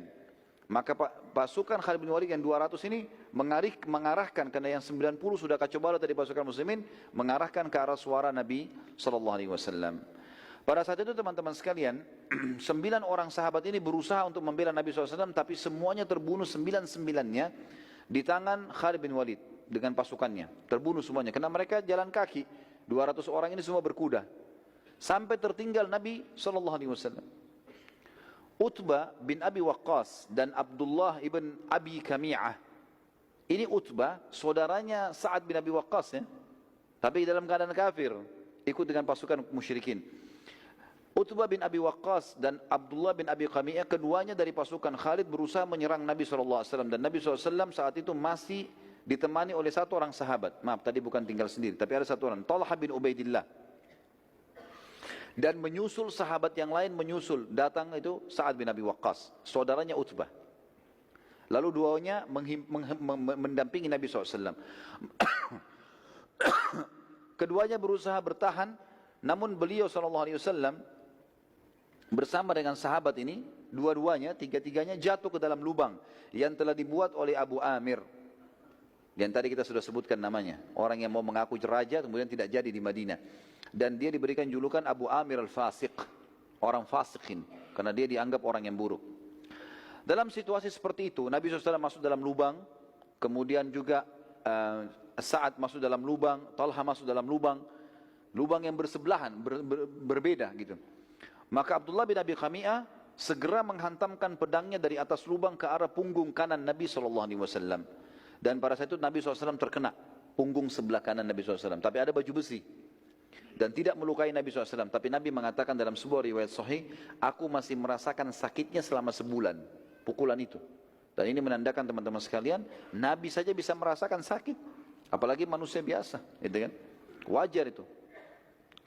Lalu Ibnu Khamiyah menyerang Nabi SAW lagi ke arah punggung kiri beliau SAW. Dan karena kerasnya pukulan ke arah punggung kiri, karena dia pikir punggung kanan sudah, dia pukulkan punggung kiri, Nabi SAW coba menangkisnya, berusaha membela, tapi topi besi Nabi SAW ada beberapa jaring besi turun dari sisi kanannya, itu sempat kena pedangnya Ibnu Khamiyah dan menancap di pipi Nabi SAW, pipi kanan Nabi, ya. Dan pada saat itu akhirnya berdarah, mengeluarkan darah, dan kena kerasnya pukulan besi pedang tersebut sampai akhirnya gigi geraham Nabi SAW pecah pada saat itu. Talha bin Ubaidillah berhasil naik dari lubang sebelah. Sementara proses ini terjadi, Ibnu Qamiyah menyerang Nabi SAW dan Nabi agak sulit dalam lubang, terus diserang dengan pedang. Maka dia berusaha menyerang Ibnu Qamiyah serta Utbah, yang keduanya berusaha untuk menyerang Nabi ini. Sisa pasukan Khalid bin Walid berusaha menyerang Talha bin Ubaidillah, sementara ia terus melawan sendirian sampai seluruh dada dan tubuhnya dipenuhi anak panah, juga tebasan-tebasan pedang. Semuanya, punggungnya semua anak panah, depannya semua anak panah, tebasan pedang kiri kanan. Tapi subhanallah masih hidup. Talha bin Ubaidillah ini salah satu dari 10 yang dijamin masuk surga ya, radhiyallahu anhum. Sampai Abu Bakar mengatakan Uhud, perang Uhud ya, yang panen pahalanya Talha, miliknya dia sudah. Sampai waktu itu Talha bin Ubaidillah berusaha menarik Nabi SAW untuk keluar dalam kondisi begitu ya. Dia tutupi lubang, terus orang-orang kafir 200 orang ini berusaha menyerang dia gitu kan sendirian. Sampai dia berhasil berusaha menarik Nabi SAW. Dan waktu Nabi naik ke atas, beliau sempat mencabut dengan giginya besi yang masuk ke pipi Nabi SAW. Dengan giginya, sehingga dua giginya di depan itu tanggal, jatuh. Dan para sahabat mengatakan, kami melihat setelah tanggalnya gigi Talha di Uhud, Allah memberikan dia ketampanan ekstra. Justru Allah buat orang-orang tambah suka melihat wajahnya. Padahal kedua giginya jatuh karena menarik besi itu. Dan ini bentuk penghormatan pada Nabi SAW. Dia bukan tarik dengan tangannya, dia tarik dengan giginya untuk menjaga kesantunan dengan Nabi SAW. Pada waktu yang bersamaan setelah itu teman-teman sekalian, pasukan Khalid bin Walid lagi sibuk menyerang Talha bin Ubaidillah, dan Sa'ad bin Abi Waqqas hanya keluar juga dari lubang sebelah. Mereka berusaha, datanglah pasukan Ali, Zubair, ya, datang. Hamzah kan sudah terbunuh tadi dengan pasukan lainnya. Mereka berusaha membela Nabi SAW dan terjadilah pertempuran seru pada saat itu di lubang yang terdapat Nabi SAW. Pada saat waktu yang bersamaan juga datang sahabat Nabi yang mulia yang telah memegang pedang Nabi SAW, namanya Syammah bin Harith atau Abu Dujana tadi. Kemudian berusaha untuk menutupi Nabi SAW dengan tubuhnya, sehingga seluruh tubuhnya dikenai dengan sabetan pedang. Jadi dia berusaha tangkis dari sini, ini yang nyerang 200 orang ini. Sementara yang datang beberapa sahabat ini tidak sampai 10 orang. Ibnu Qamiyah dan sisa pasukan Khalid akhirnya terpukul mundur karena keteguhan sahabat-sahabat ini. Namun Ibnu Qamiyah saat mundur bersamaan dengan waktu itu, sebagian pasukan Khalid bin Walid sedang menebas tangannya Mus'ab. Dan Mus'ab bin Umair wajahnya mirip sekali dengan wajah Nabi SAW. Maka Ibnu Qamiyah datang, lalu pada saat tangannya Mus'ab sudah putus dua-dua dan dia pegang dengan sisa tangannya bendera, maka Ibnu Qamiyah datang menusuk dadahnya Mus'ab, mati syahid. Lalu dia teriak, apa kata Ibnu Qamiyah? Aku telah membunuh Muhammad, Muhammad telah mati, aku telah membunuh Muhammad, Muhammad telah mati. Ini teman-teman, kalimat ini pada saat itu bertepatan diucapkan pasukan Quraisy yang 2000 tiba. Pasukan yang 600 ini menghadapi yang dari belakang, dan ini juga berita kalau Nabi SAW terbunuh. Kata para ahli sejarah, ini sampai seperti virus yang masuk di tengah-tengah muslimin. Sampai Umar bin Khattab yang sangat kuat dengan Sa'ad bin Mu'adz, orang yang sangat kekar dalam pendiriannya, mereka bercerita mengatakan, kami berdua terduduk di tanah kancah peperangan karena tidak yakin lagi sudah. Maksudnya tidak tahu lagi bisa menang atau tidak kalau Nabi SAW sudah terbunuh. Kondisinya sudah kocar kacir ini. Dan siapapun yang duduk di tanah pada saat itu oleh Quraisy tidak diganggu. Dianggap dia menyerah. Seperti itulah. Pada saat itu teman-teman sekalian, sementara muslimin kocar kacir, ada sahabat satu. Tadi sudah kita sebutkan namanya. Namanya Anas bin Nadhr. Yang sempat bilang, ya, demi Allah saya telah ketinggalan peperangan pertama bersama Nabi SAW melawan Quraisy di Badar. Kalau ada peperangan lagi setelah hari ini, saya akan melakukan perbuatan yang membuat Allah ridha. Tiba-tiba dia berdiri. Lalu kemudian sendiri ini, dia melawan yang 2000 itu. Dia menuju ke yang 2000 itu. Umar bin Khattab sempat bilang, mau kemana kau? Dia bilang ke arah Uhud. Kancah peperangan. Kata Umar sama Sa'ad, tapi Rasulullah SAW sudah mati. Beritanya begitu. Anas menjawab dengan kalimat luar biasa. Apa dia bilang? Kalau begitu, betul itu beritanya, bangunlah, bangkitlah untuk berperang dan mati bersama beliau SAW. Kenapa malah diam? Ayo mati gitu. Dan terbunuh itu jauh lebih mulia. Dan sungguh, hai Umar dan Sa'ad, aku mencium bau surga di arah Uhud.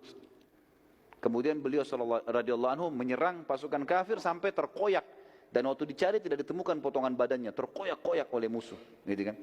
Tapi mati syahid di sini. Umar mengatakan, dan saat dua-duanya, sungguh kalimat Anas telah membakar kembali semangat kami, dan kami saling berkata, benar, kenapa kita tinggal diam? Maka keduanya pun kembali ikut berperang, dan mulai, entah harus mulai dari mana, tapi mereka berperang. Umar berkata, aku pun coba mengumpulkan senjata apa saja yang aku bisa, lalu aku pakai menyerang. Sa'ad juga berkata, kami lalu berusaha mengikuti saja Anas. Anas kemana kita ikutin, sampai dia terbunuh oleh musuh. Apa yang dia buat kita ikutin, semampu kita. Sudah nggak tahu harus buat apa lagi. Kata Sa'ad, setelah peperangan selesai, kepada Nabi SAW, Sa'ad berkata kepada Nabi SAW pada saat perang selesai, demi Allah ya Rasulullah, kami tidak dapat mengikuti gerakan dan keberanian Anas. Luar biasa, kita tidak bisa, waktu perang sudah selesai. Anas bin Nadhr radhiyallahu anhu, maka pada saat itu teman-teman sekalian, pada saat selesai peperangan dan jenazah muslimin dikumpulkan, maka jenazah Anas bin Malik sulit untuk ditemukan, dikatakan, dan dikenal, dan yang mengenal hanya saudarinya dari tanda lahir di tangannya. Ada tanda lahir di tangannya. Itu karena pada tubuh Anas ditemukan 83 luka dari anak panah, goresan dan lemparan tombak serta sabetan pedang. Pada saat itu teman-teman sekalian, sementara bendera kaum muslimin jatuh dan bendera musyrikin juga masih jatuh, pasukan Khalid bin Walid sempat mengambilnya. Tapi waktu mulai dilawan oleh Ali, oleh Zubair, maka mereka mulai melarikan diri lagi, yang 200 ini. Tiba-tiba saja seorang wanita bernama Amroh dari suku Abduddar, ia mengangkat bendera musyrikin. Melihat bendera musyrik berdiri, maka Abu Sufyan dan sisa pasukan musyrikin pun kemudian berkumpul di sekitar bendera. Dari sisi muslimin, Ali bin Abi Thalib juga kembali mengangkat bendera muslimin, yang akhirnya membuat umumnya muslimin yang masih tersedia di kancah peperangan, mereka berkumpul pada bendera itu. Namun Nabi SAW memerintahkan agar pasukan muslimin mundur ke arah Uhud, menyandar sampai merapat di gunung. Maka melihat bendera muslimin menuju Uhud, sisa pasukan pun ikut akhirnya. Seluruh muslimin mulai berkumpul di situ. Sementara pasukan musyrikin mengikuti bendera mereka maju menuju kancah peperangan, dan mereka menuju ke arah bendera muslimin untuk kembali menyerang. Nabi SAW saat melihat mereka menyerang, sementara kekuatan yang terkumpul saat itu bersama Nabi SAW, maksimal waktu itu yang di sekitar Nabi 50 orang. Masih berserakan ada ratusan orang. Gitu kan? Pasukan musyrikin sudah bersatu, ribuan orang datang sekarang. Maka Nabi SAW menyerahkan anak-anak panah kepada Sa'ad bin Abi Waqqas. Kata Nabi SAW, lempar hai Sa'ad, panah ke arah musuh, supaya muslimin bisa berkumpul. Kata Sa'ad, apa yang saya harus lempar ya Rasulullah? Rasulullah SAW mengatakan, lempar wahai Sa'ad dengan apa saja yang aku beri. Maka Sa'ad mengatakan, aku pun memanah dengan anak-anak panah yang diberi oleh Nabi SAW. Setiap dikasih diarahkan ke panah. Dan sampai aku melempar anak panah yang tidak bermata tajam, patah depannya. Pokoknya dikasih aku panahin. Tugas aku cuma melemparkan ke arah musuh. Kata Sa'ad, aku pun memanah dengan anak-anak panah yang diberi oleh Nabi SAW. Dan demi Allah, setiap anak panah yang dilempar mematikan musuh. Jadi satu anak panah dilempar mati, satu mati. Jadi mungkin lebih dari 20 anak panah dilempar oleh Sa'ad, semuanya membunuh. Mati, termasuk yang tidak ada runcingnya tadi itu. Subhanallah, kata ahli sejarah, gara-gara perilaku ini, kejadian ini, orang-orang Quraisy berhenti. Enggak jadi menyerang, yang 2000 itu enggak jadi menyerang. Ini setiap anak panah bunuh satu. Ini bermasalah, padahal cuma Nabi sama Sa'ad, mereka lihat dari jauh. Gitu kan? Pada saat itu muslimin mulai berkumpul dan terpojok, gitu kan? Pasukan Khalid bin Walid dan semua perangkat perang lengkap, mereka semuanya berkuda, kembali juga ingin menyerang. Atur strategi, karena saat sekarang cuma memanah, tapi kalau dari dua sisi yang sekian ratus pasukan dan sekian ribu pasukan ini menyerang semuanya, ini kesulitan akhirnya. Saat pun berkata, lalu aku memanah ke arah pasukan Khalid bin Walid, dan subhanallah, setiap anak panah yang aku panahkan lagi membunuh satu prajurit Khalid. Dari 200 itu terbunuh lagi 10 orang, terbunuh lagi 20 orang. Dengan 5-6 anak panah saja, pasukan Khalid bin Walid berjatuhan satu sama yang lain. Bahkan ada anak panah yang dilemparkan, kena satu dan tembus ke orang yang lain di belakangnya. Melihat kejadian tersebut, Khalid bin Walid berhenti dan khawatir akan serangan Sa'ad. Ini bahaya. Satu orang tapi memberhentikan begini, tentu dengan hikmah Allah. Melihat pasukan Khalid bin Walid berhenti menyerang, maka dari sisi lain pasukan inti Quraisy ada satu orang pimpinannya, namanya Ubay bin Khalaf. Ubay bin Khalaf ini teman-teman sekalian, orang yang pernah sombong sekali di Mekah. Dia pernah memperlihatkan kudanya, yang memang dia prajuritnya Quraisy. Dia pernah lihatkan dan dia mengatakan, hai Muhammad, lihat kuda ini, lihat pedang ini, lihat panah ini, aku akan membunuhmu dengan ini semua. Kata Nabi SAW, aku yang akan membunuhmu dengannya insya Allah. Waktu masih di Mekah ini ceritanya.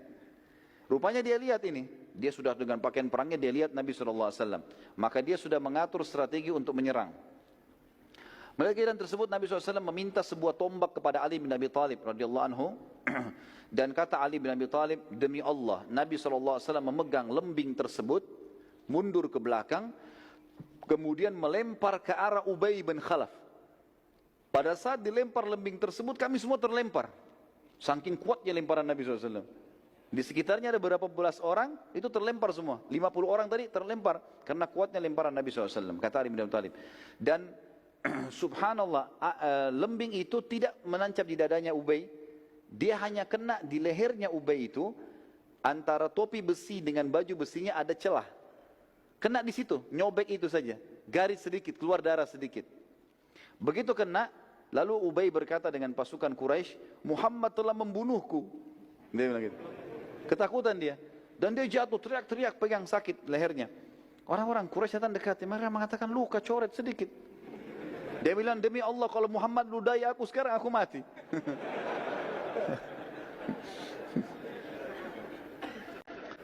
Pada saat dia balik ke Mekah, ini kita cerita selesai peperangan, mereka balik ke Mekah, ternyata betul Ubay ini sakit parah gara-gara luka itu dan tidak bisa sembuh. Dan akhirnya mati gara-gara itu. Dan ini kena hadis Nabi SAW yang sangat tegas ya. Kata Nabi SAW, sungguh murka Allah memuncak kepada orang yang telah dibunuh oleh nabinya. Nabi SAW jarang membunuh. Tapi kalau orang itu dibunuh oleh Nabi, berarti luar biasa orangnya. Dan orang ini karena pernah mengancam Nabi SAW di Mekah, maka akhirnya Allah SWT mudahkan dia mati di tangan Nabi SAW. Nabi SAW akhirnya menyuruh pasukan muslimin untuk naik ke atas bukit. Saya percepat saja. Kemudian beliau SAW tidak mampu lagi naik karena letih. Lalu beberapa orang sahabat diantaranya Talha bin Ubaidillah kembali radhiyallahu anhu, yang penuh dengan anak panah, yang penuh dengan sabetan pedang. Kemudian tunduk dan membiarkan Nabi SAW menginjak punggung beliau radhiyallahu anhu. Kemudian Nabi SAW pun naik. Kata dia, ya Rasulullah, naiklah. Naiklah wahai Nabi Allah ke atas pundak. Maka naiklah Nabi SAW sampai akhirnya berhasil menaiki bukit atau gunung Uhud itu sendiri. Para sahabat pun naik bersama dengan Nabi SAW, dan pada saat Nabi SAW di atas dan para sahabat sudah naik ke atas, bersembunyi di atas, sempat Uhud goyang. Maka Nabi SAW menyentakkan kakinya sambil mengatakan, tenanglah hai Uhud, sesungguhnya di atasmu ada seorang Nabi, ada Siddiq, Abu Bakar, dan ada syahidan. 2 orang mati syahid, ada Uthman dan ada Ali, ada Umar dan ada Uthman radhiyallahu anhum ajma'in gitu. Pasukan Quraisy kemudian mendekati sekitar gunung Uhud di tempat para sahabat sembunyi. Lalu Abu Sufyan selaku pemimpin pasukan berteriak dengan suara keras mengatakan, apakah masih ada Muhammad di antara kalian? Nabi SAW mengatakan, jangan ada yang jawab. Abu Sufyan tanya lagi, apakah masih ada Abu Bakar di antara kalian? Nabi SAW mengatakan, jangan ada yang jawab. Abu Sufyan tanya lagi yang ketiga kali, apakah ada Umar di antara kalian? Maka Nabi SAW mengatakan, jangan ada yang jawab. Abu Sufyan mengatakan, kalau ketiga orang itu sudah tidak ada, berarti urusan kalian sudah habis. Artinya dia tahu kekuatan muslimin di Nabi, di Abu Bakar dan Umar radhiyallahu anhu ajma'in.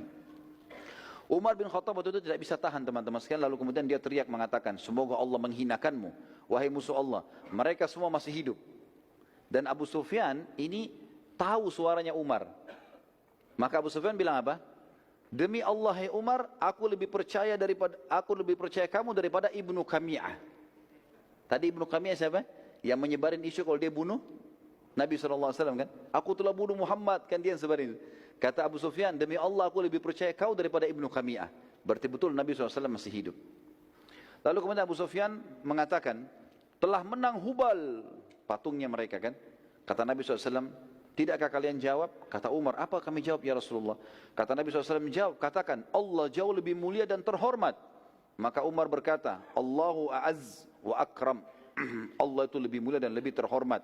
Abu Sufyan berkata lagi, kami memiliki Al-Lat dan tidak ada Lat untuk kalian. Lat ini nama patungnya mereka. Umar menjawab, Allah satu-satunya tempat bersandar kami. Abu Sufyan berkata lagi, sungguh inilah imbalan atas kekalahan kami di Badar. perlu aku ingatkan bahwa pada jenazah-jenazah kalian terdapat mutilasi dan pengerusakan pada jasad mereka yang tidak aku perintahkan dan tidak aku larang. Pasukanku ini ada yang mutilasi loh, ada yang potong-potong tangan, ada yang potong kuping, ada yang potong hidung. Tapi ini tidak aku perintahkan dan aku juga tidak larang karena mereka dendam kejadian di Badr. Umar menjawab, sungguh korban kami pasti masuk surga dan korban kalian masuk neraka. Lalu pasukan Quraisy balik menuju ke arah Mekah teman-teman sekalian. Sementara Nabi SAW dan para sahabat sibuk mengurus jenazah mujahidin.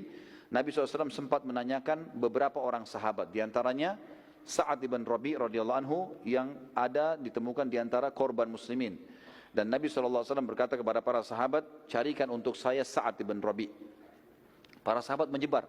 Sampai hanya ada seorang sahabat menemukan dia lalu berkata, wahai Sa'ad, Sa'ad lagi penuh dengan darah, lagi sementara mau sakarat. Ya. Maka dia mengatakan, wahai Sa'ad, Rasulullah menanyakan tentangmu. Kata dia, sampaikan salamku kepada Nabi SAW dan katakan kepada beliau, kalau semoga Allah membalas beliau dengan sebaik-baik balasan. Dan ya, sampaikan kepada beliau, kalau Sa'ad sudah mencium bau surga. Lalu kemudian dia bilang, sampaikanlah kepada sukuku, bahwasanya tidak ada uzur buat kalian meninggalkan Nabi SAW, sementara kalian tahu kebenaran di bawahnya, maka matilah di bawah agamanya. Saat berkata, jadi kalimat ini semua diucapkan, kemudian dia mengatakan, aku mencium bau surga, lalu wafatlah Sa'ad radhiyallahu anhu. Terbunuh kurang lebih 70 orang sahabat Nabi di perang Badr, di perang Uhud, di antaranya Hamzah radhiyallahu anhu. Dan kita tutup teman-teman sekalian dengan kisah mutilasinya Hamzah ini ya. Waktu jenazah Hamzah ditemukan dan pada saat itu Hindun binti Utbah yang memang dendam dengan Hamzah, dia memanggil Wahsy. Manggil Wahsy kembali, dia mengatakan, belahkan untukku dadahnya, karena aku mau mengambil jantungnya. Beberapa buku sejarah yang mengatakan ini kisah dibenarkan, ada yang mengatakan juga ini tidak dibenarkan, nanti diragukan. Tapi kita ambil pendapat yang mengatakan dibenarkan, maka dibelahlah dada Hamzah. Karena riwayat yang sahih menjelaskan waktu Umar menceritakan nangisnya Nabi SAW melihat jasadnya Hamzah, ini menguatkan itu. Maka dibelahlah dada Hamzah, terjadi mutilasi, bagian hidungnya dipotong, dadanya dibelah, lalu dicabut jantungnya, dan Hindun berusaha memakannya, tapi dia tidak mampu, karena tidak mungkin makan mentah. Lalu kemudian dia mengatakan, inilah pembalasan karena kau telah membunuh ayahku, pamanku, dan saudaraku. Akhirnya Hamzah pun radhiyallahu anhu di situ dibiarkan, digeletakin dan dilumurin dengan darah. Lalu kemudian mereka pun pulang ke Mekah. Allahu a'lam. Ini bahasan tentang perang Uhud tentunya teman-teman sekalian. Dan nanti akan kita sampaikan, pertemuan akan datang, perang Hamrat Asad. Jadi fase menangnya muslimin sudah kita jelaskan, fase kalahnya muslimin sudah kita jelaskan dan sebabnya. Nanti kita lihat ada fase kemenangan muslimin, dikenal dengan perang Hamrat Asad. Walaupun sebenarnya ini adalah lanjutan perang Uhud. Kenapa dikatakan perang Hamrat Asad? Karena Hamrat Asad nama sebuah tempat di mana Nabi SAW menyerang kembali Quraisy ke situ. Dengan pasukan yang luka-luka ini Nabi nyerang kembali. Nanti akan kita ceritakan pada pertemuan kita yang akan datang insya Allah.